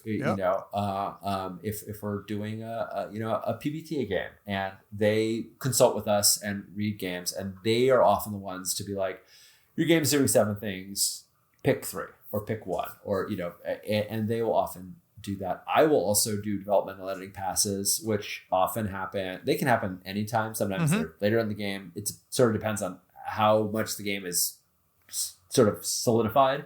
But I'm doing a developmental editing pass on Rangers of the Broken World right now by Leon Richardson, and there's a lot of things where I'm like, oh, we need to tighten up the terminology. You've got arc here and chapter there and story there. We need to tighten up those things. But there's other things where I'm like, you got this cool background for the noble demons and these war machine automata. They're still roaming around and all these things. And then like we've got these magic items that are kind of divorced from all of that. Like, let's tie that in. Let's bring that together. So a lot of times I am trying to connect things and tie them in. And we do, there's often a sort of a layered approach. There's a lot of passes that go into that, but we don't generally try to get that out of playtest in particular, because it's something where it benefits from a deeper read and a deeper playthrough and a deeper sort of engagement with the creator of like, what are you trying to do? Okay, I get it here, but here I'm not feeling that. Here I'm feeling like we're going somewhere else. Like, rule A is clearly enforcing your goal. Rule B seems like it's undermining it. Seems like it's distracting from it. Seems like it's, it doesn't mean rule B needs to go away. It just might need to be, brought more in line, or we junk it, And so that developmental editing pass it's really fun because I get to find things like I'm a super Dustfall nerd. I love Dustfall. So I'm reading Blade 68 and I constantly get to go, hey, Tim, there's this faction, there's this one NPC in Blades, and this could be their grandchild for reason. Like, I get to say these little like teasery things that like may never occur to anybody playing it, but it's ways that like we get to sort of tie the worlds together. And I can say, oh, Pam's doing this thing over in Dagger Isles. What about that's so that? Cool. So yeah, those like focusing the game, that tends to be done by one person or a small group that can really deeply engage with the creator on it. So let's close out playtesting by talking about the Playtesting Hall of Fame. I want you to think of like a playtest or playtesting on a game that had just a huge impact. Can you think back on either a single session, a single piece of feedback, or the playtesting process in general just had a huge impact on what we ended up getting in the game? Wow. Who goes in that Hall of Fame? Yeah, that's a good one. I mean, my mind is kind of racing between a game that I played in versus the feedback that we've received versus the entirety of the project.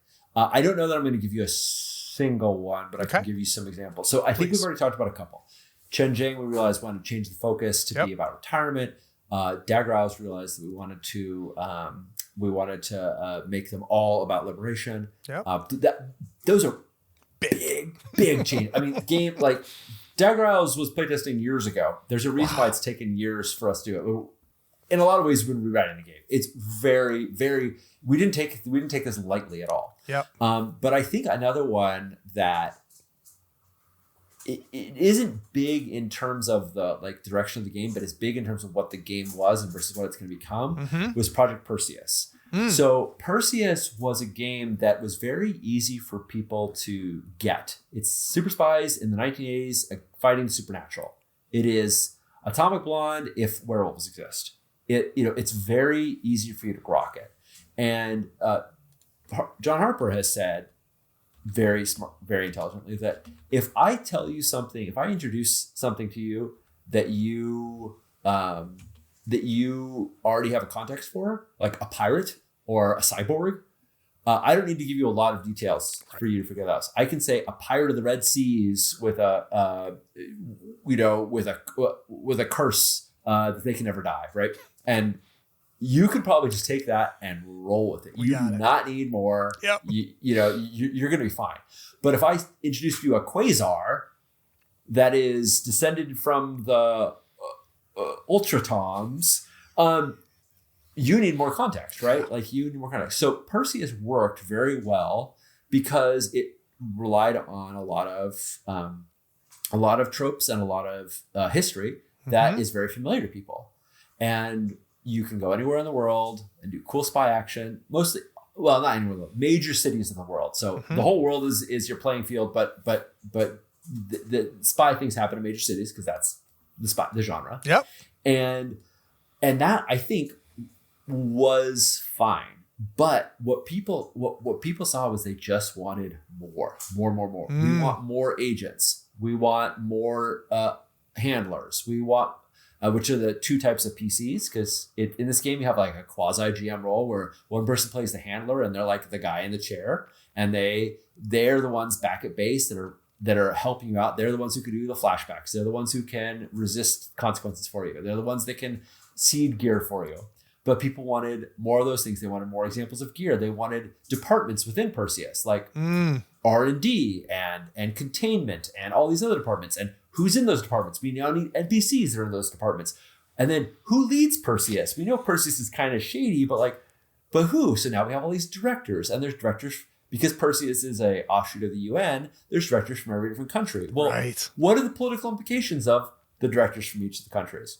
And they're not. There's only I think 5 or 6 directors, so we don't have every country represented. But they still have implications. And there was just this like more, demand. And a lot of what Strauss's response was like, they can just make this stuff up, Google it, figure it out, Yeah. But then the more we looked at it, we're like, oh, but if we do create artifacts that they might already have, if we do create known threats, if we do create more factions, if we do create leaders of those factions, if we do create directors and allies, then now we're just giving people more tools to play with. Right. They have so many more possibilities that just jump off the page. They're short, they're evocative, they aren't 300-page histories, but there are lots and lots and lots of entries. And so that game has probably doubled in its content.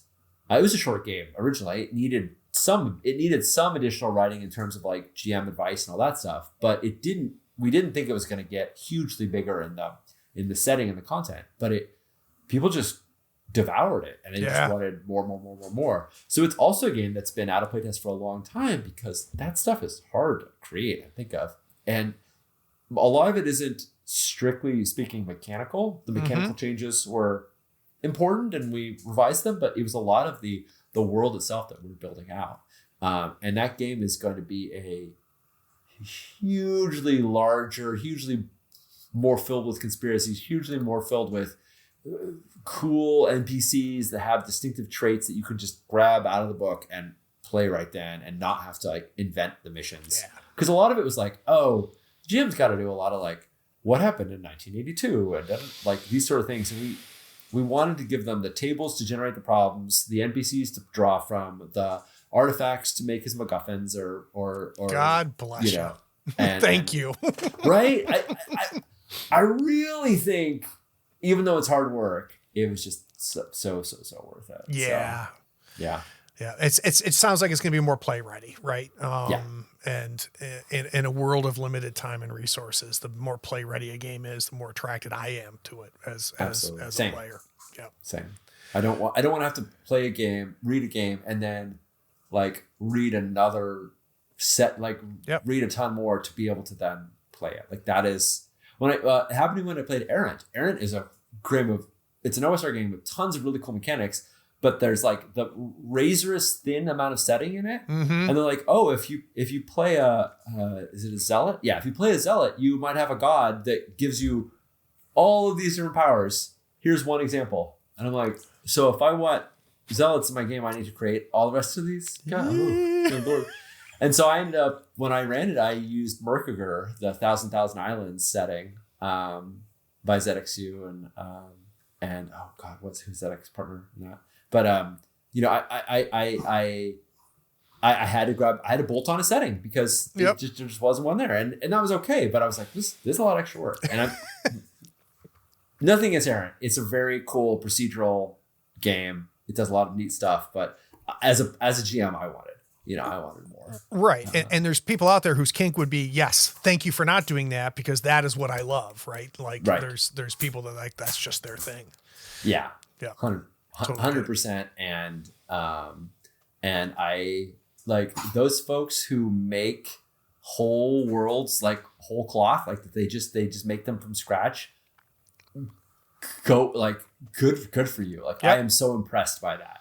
I am not that person. I don't have the time to make my whole worlds, but I do think people have made very, very cool ones. And another example of that is I have learned that something that I desperately look for and need is a starting scenario. Right. Yeah. Yes. Like I'm gronking Apocalypse keys, right? Because it's moving up on my queue to bring to the channel. Nice. And to be able to go back into the back and have so many examples of playset tests, or not playset, but of missions. Of mysteries, yeah. Mysteries, thank you. Of mysteries, like that helps me so much because it helps me understand like what does play look like. Yeah. Right. And even if the first mystery I run is one that I created on my own, having those as templates to understand what this game, it's so crucial. The template is so useful. Yeah. And Doomsday Delights, the stretch goal is just more of, there's even more. And I always feel like giving people, Blades of the Dark, game I love to pieces, has one starting situation, War and Crowsfoot, right? But then it has like, but here's also like a bunch of variants of it, and also here, and then every crew has 18 opportunities. So it's like, there's one there, but then if you dig a little deeper, you're like, well, really, there's 18 per crew, and and you can really, and then there's all these factions. But as I go, I'm like, hey Tim, can we have more cold opens in Blade 68? Hey, hey Ray, can we have more mysteries? And because we got several sample missions in Project Perseus. I just think having those, it helps. So you can either run it out of the book or it gives you the template. Either one is useful. It's funny you say that because one thing that I have found myself doing is I'll come across people that are wrapping their head around Blades and they struggle a little bit, right? Because they don't. It's hard to think like how do I plan for a score, or what is a score going to look like? It's hard to wrap your head around that because you haven't run a score yet, and it's kind of a chicken and the egg. And one of the things that I recommend to them all the time is Sean and Avi Drake's collections that they have of starter scores. Yep. And again, you may not run a single one of them as written by them, but it's just this beautiful library for you to go, oh, that's a score. Oh, that's a score. And it just generates those ideas. I think having that, I have to make not a correction, but I have to fill in the missing blank. Yes. Mercager is by ZXU and Munkau. That is the good on you. I was like, I know. I just stuff like that drives me nuts. I hate it when I can't remember her name. I'm like on the tip of my tongue. Yeah. And I don't want to say it wrong. Yeah. So guys, we're going to take one more break. When we get back from this break, I'm going to ask Sean what his one thing to share is. We'll be right back.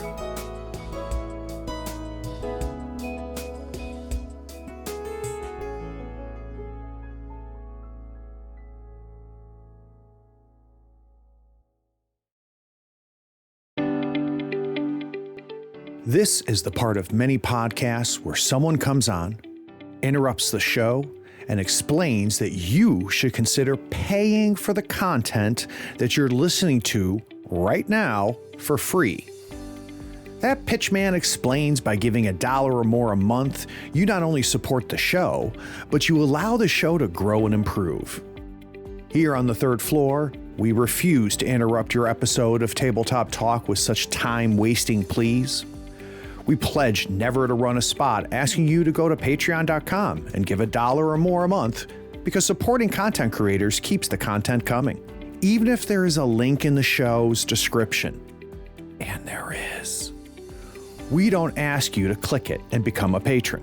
We don't waste time rambling about the benefits like early access to episodes, getting episodes without ad breaks like this, or even getting a chance to play in one of Craig's RPG sessions.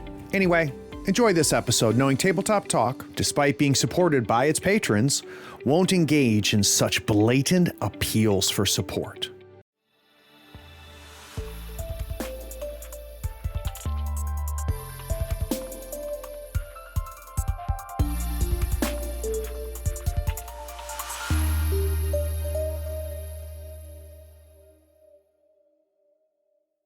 So, Sean, one of the things that I like to do at the end of every interview is figure out what is one thing worth sharing, right? What is something that you have come across and could have nothing to do with role-playing games, but something that got its hooks into you, and if someone gives you an opportunity to talk about it, you want to talk about it.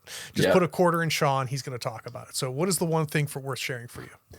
Okay, I'm not going to give you one thing because it's been too long, Craig. So I'm going to give you 3 things in different categories. All right. Sorry, you got to deal with it. I'll try to keep them short. So the first one is the book Work Clean. Ooh. It is a book about applying the chef's practice of mise en place to your organizational life. And the daily meza, which is this process, which is just one of the many tools in this book, but the daily meza, which is this process of every night filtering everything you have in your inbox, your physical receipts, everything like that, filtering it all into one action list and prioritizing that. The way it talks about being honest about time and how long things are really going to take. The way it shows you techniques for building task lists that not only show all the things that need to happen, but how are they going to happen? They're all tied to chef's practices, which I find very fascinating because I think cooking is really cool. I'm not good at it, but I really love following recipes and learning how to cook things. And so the hook is compelling to me, but the practice of it is absolutely phenomenal. And that's cool. I loved it. Every chapter has its own, I said I was going to be sure about this. I'm lying. Every chapter has its own, exercise. Not every single one of those was like, oh yeah, that's life-changing, but there were several that were huge, and it's very easy to digest. You can just read one chapter at a time, follow the exercises, figure out if they work for you. So that sings to me because I'm a clean kitchen guy, man. When I cook, a clean kitchen and clean workspace, clean mind. Yeah, I absolutely. The next one is a podcast, which is not a new one, but I've just been listening to it, and it's so good, which is Little Oracles. Allison Art's podcast. I know you've had her on the show, so people probably have heard about it. But love her show so much. Not only does she tell you about a bunch of great books to read, which are phenomenal, but the way Allison understands language and the way we use it is so incredible. She is so thoughtful about the words that she uses and the ways to use them. She applies poetry to her life. Yep. One episode I was listening to when she was talking about the distinction between routine and ritual, and how routine creates all of these if I didn't do this, I failed, and ritual creates a space for being creative in. And her basically just life advice for being a creative person, which surprise, we all are, is incredible. I love it. And I got to tell you, her honesty and vulnerability, especially lately, has had a huge impact on me. So she has been very open lately, talking about being blocked and being, and creative blocks and not having the energy to create. And what's amazing is her advice is coming from a place where she is, right? And she has just been so vulnerable and so honest, and oh God, it has a huge impact on me because, and she was speaking to me without knowing it, because I have been struggling with that, and it had been, it in work and in my creative thing. And it was just like, it was like mail order. Like I wrote Allison, hey, Allison, I'm really struggling with this stuff. Yep. And then boom, the episode comes out. But that is an example of what makes her podcast so damn good, is that she is willing to be open, honest, and vulnerable, which is just so valuable and rare. Yeah, I really, I mean, she's, like all of us, she's had, challenges in life. Yep. I mean, she's, Gulliver and Domino, these lovely, precious kitties that I also was very sad when they passed. Like these are big parts of her life. And when those things happen, when she's been affected by things, she's very open and honest and saying, like, these are my highs and lows. This is how I, come up and down. I remember in your interview with Chris Cassiano, Cassiano, who was an artist, talking about his sort of experience as art. I could feel you reaching towards like, what are your tools for creativity? What are your, I was like, I know Craig is interviewing Chris. I also know Craig is asking, like, help me, brother, help me out with my life. Right. Like, and that's the great thing about doing interviews and podcasts is that you get to ask questions that you also like benefit. And just in case there's another Craig out there, might be helpful. Yeah, exactly. But no, I get super needy sometimes on interviews. There's no question. As you should. And then my last thing is a YouTube channel, which is Mystic Arts by Davi Einer. And Dottie is a D&D jam, which is not my bag. Yep. I haven't played D&D in a while, probably a decade or so. Mm-hmm. But his advice is probably 80%. Every once in a while I hit something that's like, oh, this is just D&D specific. Yep. But almost all of his advice I find really, really thoughtful and provoking. He has just to mention one of them, but there's lots of really good ones. There's a great video about what he calls the good, the bad, and the ugly, which is position two forces that are opposed and one force that has to be swayed one way or the other to tip the scales, and the players are the ones that can tip that can tip the scales here. Like the starting situation, War and Crow's Foot, the Lampblacks and the Red Sashes hate one another, and the Crows are kind of like holding back, and they could side with either one, but they haven't decided. The fun is that the players aren't going to defeat the Lampblacks or the Red Sashes. The fun is that the players can become instrumental in tipping the scales one way or the other.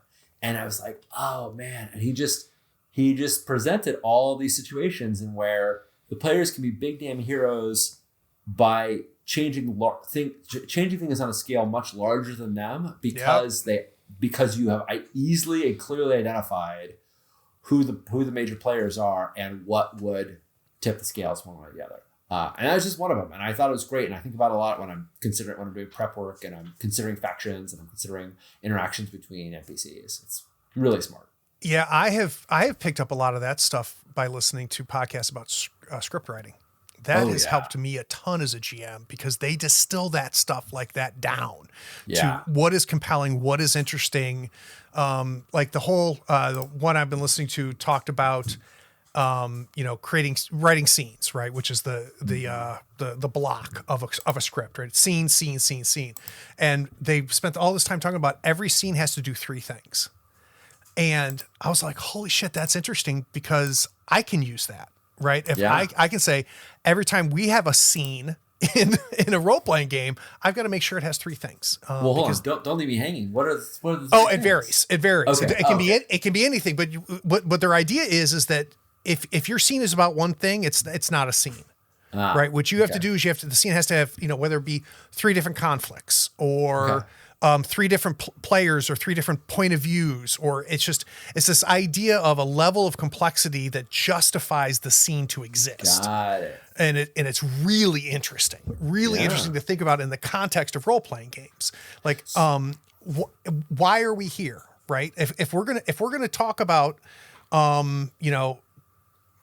role playing us going from Juniper City to Saturn City, right? Mm-hmm. If we're gonna role play that, there needs to be three things happening, right? Three forces in play, three reasons why we're doing this. Otherwise, let's hand wave it. And let's just go. We get there, right? And it's just been very, very interesting and very similar. It's interesting you mentioned that because I think about, as I read more OSR games, about like this sort of procedural approach where some of them are really invested in minutia of things, and I'm always like, when does that minutia generate really cool moments of desperation? Like you're in the river with the lights out, and there's and you're being blooded to death. And when does that just create busy work? And we're like, okay, we paid 3 coin and then we convert it to platinum and okay. And then we mark 2 exhaustion. Okay. And then and we eat 3 rations. When do those things tip into like really cool story moments? And when are they just paper busy work? And I think that thinking about it in that term of like, okay, if we're going to mechanically and narratively play out that journey, for instance, it can't just be like, let's not do it if it's just paperwork. If it's just bookkeeping, If it's just bookkeeping, say mark 2 rations and you're there, right? Yep. Like that's fine. You can do that. But if we're going to play it out, why is that important?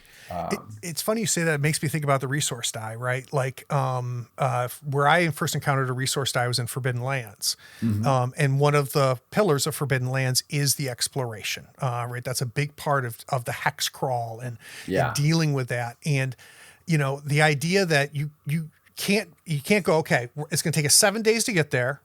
We each need 2 rations a day. So as long as we bring 14 rations, we're good. Right. Like, why did we just do that then? Like, why did we go through It's now just like weird resource management. Exactly. And like resource management, when you're talking about when you have a real scarcity, is great. If you're like, I got 3 hit points and there's scary things around here, your hit points are your resources. And you're very, and you don't know how many you're going to lose and it's very scary. But if you're like, we got 12,000 gold on that last adventure and rations cost 2 copper pieces. Exactly. What is the constraint that makes this interesting? 100%, right? And like we think about games where we track arrows, where we track, track rations. The reason we often want to do that is because we want to create this thing like, oh my God, do I have enough arrows? Yeah. Or oh my God, did I have enough water? But if we're not doing that by tracking them. Right. But if every time I shoot my bow, I roll a D12, and if I roll a 1 or a 2, it becomes a D10. Yeah. And then the next time I shoot my bow, right? Suddenly I've got a D6, and I'm like, oh shit, I'm almost out of arrows. Down to D4 arrows. This 50-50. Could be my last arrow. Then we have created what we were trying to create without the check boxes, right? Yeah, I have listened to people talk about the usage die, probably on your podcast. Honestly, I listen to enough that I sometimes get mixed up who talks about it. But I've listened to people talk about the usage die, and I'm really that kind of mechanic really hits to my heart of like, I want people to feel like there is a scarcity and a desperation, and I don't think micromanaging each copper piece is the way to do that. No, but when I tell you that when I'm running Forbidden Lands and I tell them, all right, before we close out this day, I need you to roll for water and food. Yeah. Like everybody leans in and watches everybody's roll. Like everybody. It's like dread. It's like, you're like, oh, we got to pull the piece out of the Jenga tower. Yeah, right? exactly. It's crazy, right? But it does what it's supposed to do just by doing that. I have a hack for Shadow Dark where you're supposed to, if you're in a risky situation, you every 3 rounds you roll a d6, and on a 1 you get an encounter. And if you're in if you're risky, it's every 2 rounds. If you're in a deadly, it's every 1 round. I forget what's every 3. Yeah. Unsafe as every 3. And so I did the math on that, and I figured out, I could represent this with a deck of cards, and the suits that generate. Encounters, I can just add another suit, and that will so I say face cards of hearts generate encounters if it's unsafe, and then we add additional suits as we get more and more dangerous, so the chances of getting them is higher. But the thing is that what that does, it shifts the paradigm from surprise, like there might be an encounter to suspense because I'm drawing a card and the deck is getting thinner and thinner and thinner. And I also can add in things like, aces are omens. So when you draw an ace, it's not an encounter, but I roll on the encounter table and I go, okay, I'm going to tell you what you might hear or smell or see or sense of this impending encounter. You don't know what it is, but next time we get a face card, it's coming. And what's cool about that is a deck, unlike dice, have memory, right? So if we go this long stretch without flipping a face card, we know we're fucked. We know we're headed. We know it's coming. we know it's coming. It's not a matter of if, it's always a matter of when. Exactly. I will keep the deck from game to game. So pull up the game and that's great. Because it resets at certain times, but not necessarily between sessions. So I'm like, and here we go. We're back where we were. The deck's half full. How many times we had that thing? I look at the Discord pile. I'm like, only one so far. That's the best. That creates those moments. It's really fun. All right. So my one thing to share: have you watched Pluribus yet on Apple TV? Oh God, I love it. I love Pluribus so much. So I have decided. I think that is the greatest first episode of any television I have ever watched. Wow. I watched that first episode and it scored on so many things for me, from the tightness of the script, the intentionality of the economy of the script, to the way it was shot was so different. It was very cinematic, the way it was shot. And then the way it unrolled what the premise was. I mean, you spend the first 15, 20 minutes going, I have no idea what the show is going to be about. Like, what is happening? Oh my God, seems bad. Yeah. And then like there's, and I don't want to spoil anything, but like, then you think, it's going to be this show. And then something else happens. You're like, oh shit, no, it's not. And and when that first episode was over, I have never hit next episode so fast. I know, right? We were, it's one of the few shows in years, frankly, that we were like, the moment a new episode drops, we're watching it. Like my only complaint about it, and Karen tells me this is a terrible joke, but I'm going to repeat it anyway. It's not even my joke. I'm just repeating someone else's joke. There's barely more than one bus. Like I think I see one bus when some people are driving around on one point. Like Pluribus is a flat out lie. There's not enough buses in that show. That's really not good. Listen to Karen. No, it is a great show. What I tell people is, just like it seems like every prestige television I watch now, it is always one episode too long. I feel like it could have been one less episode and they could have tightened it up a little bit, but that seems to be a common complaint I have. It wasn't as bad as I've seen it elsewhere. And the ending was really good. What's a miracle? I didn't even think it was over. I was like, okay, next episode. Right. And they're like, nope, that's the end of the season. I was like, oh, I get it. I get why that's the end of the season, but oh man, I want more. Damn it. Yeah. The fact that I put that first episode at such a high pedestal. Yeah. It's amazing I wasn't disappointed. And I think the first episode is still the best episode of all of them. Yeah. But it didn't have that fall off that you can often see. So right. There wasn't that mid-season lull where and then they waste time for 3 episodes.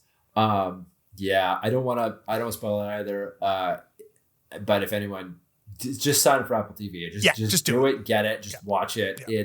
There's lots of good shows on that platform, but like that really kills. I give Apple TV some credit, man. They have been, in the last 2 years, I think, have really upped their game. For All Mankind, Severance, Pluribus. I mean, real heavy, Ted Lasso, real heavy hitters. Smart television. Good stuff. My friend, on a Thursday evening, there's a lot of cool things to do that don't involve sitting with me, but I tricked you into it. Well, I counter that this is my favorite time, man. This is great. I get to hang out with a friend.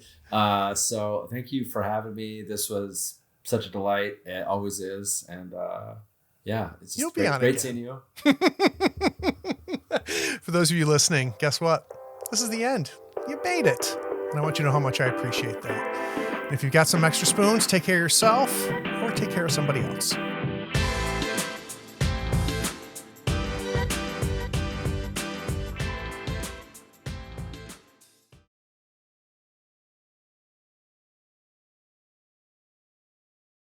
Hey, are you still here? Look, the podcast is over. And you sat through all of the breaks and bloopers? Well, I mean, if you're here, might as well run over to patreon.com and become a supporter. Don't forget to rate and review this podcast too while you're at it, on whatever platform you're listening to. I do appreciate you sticking around. Take care.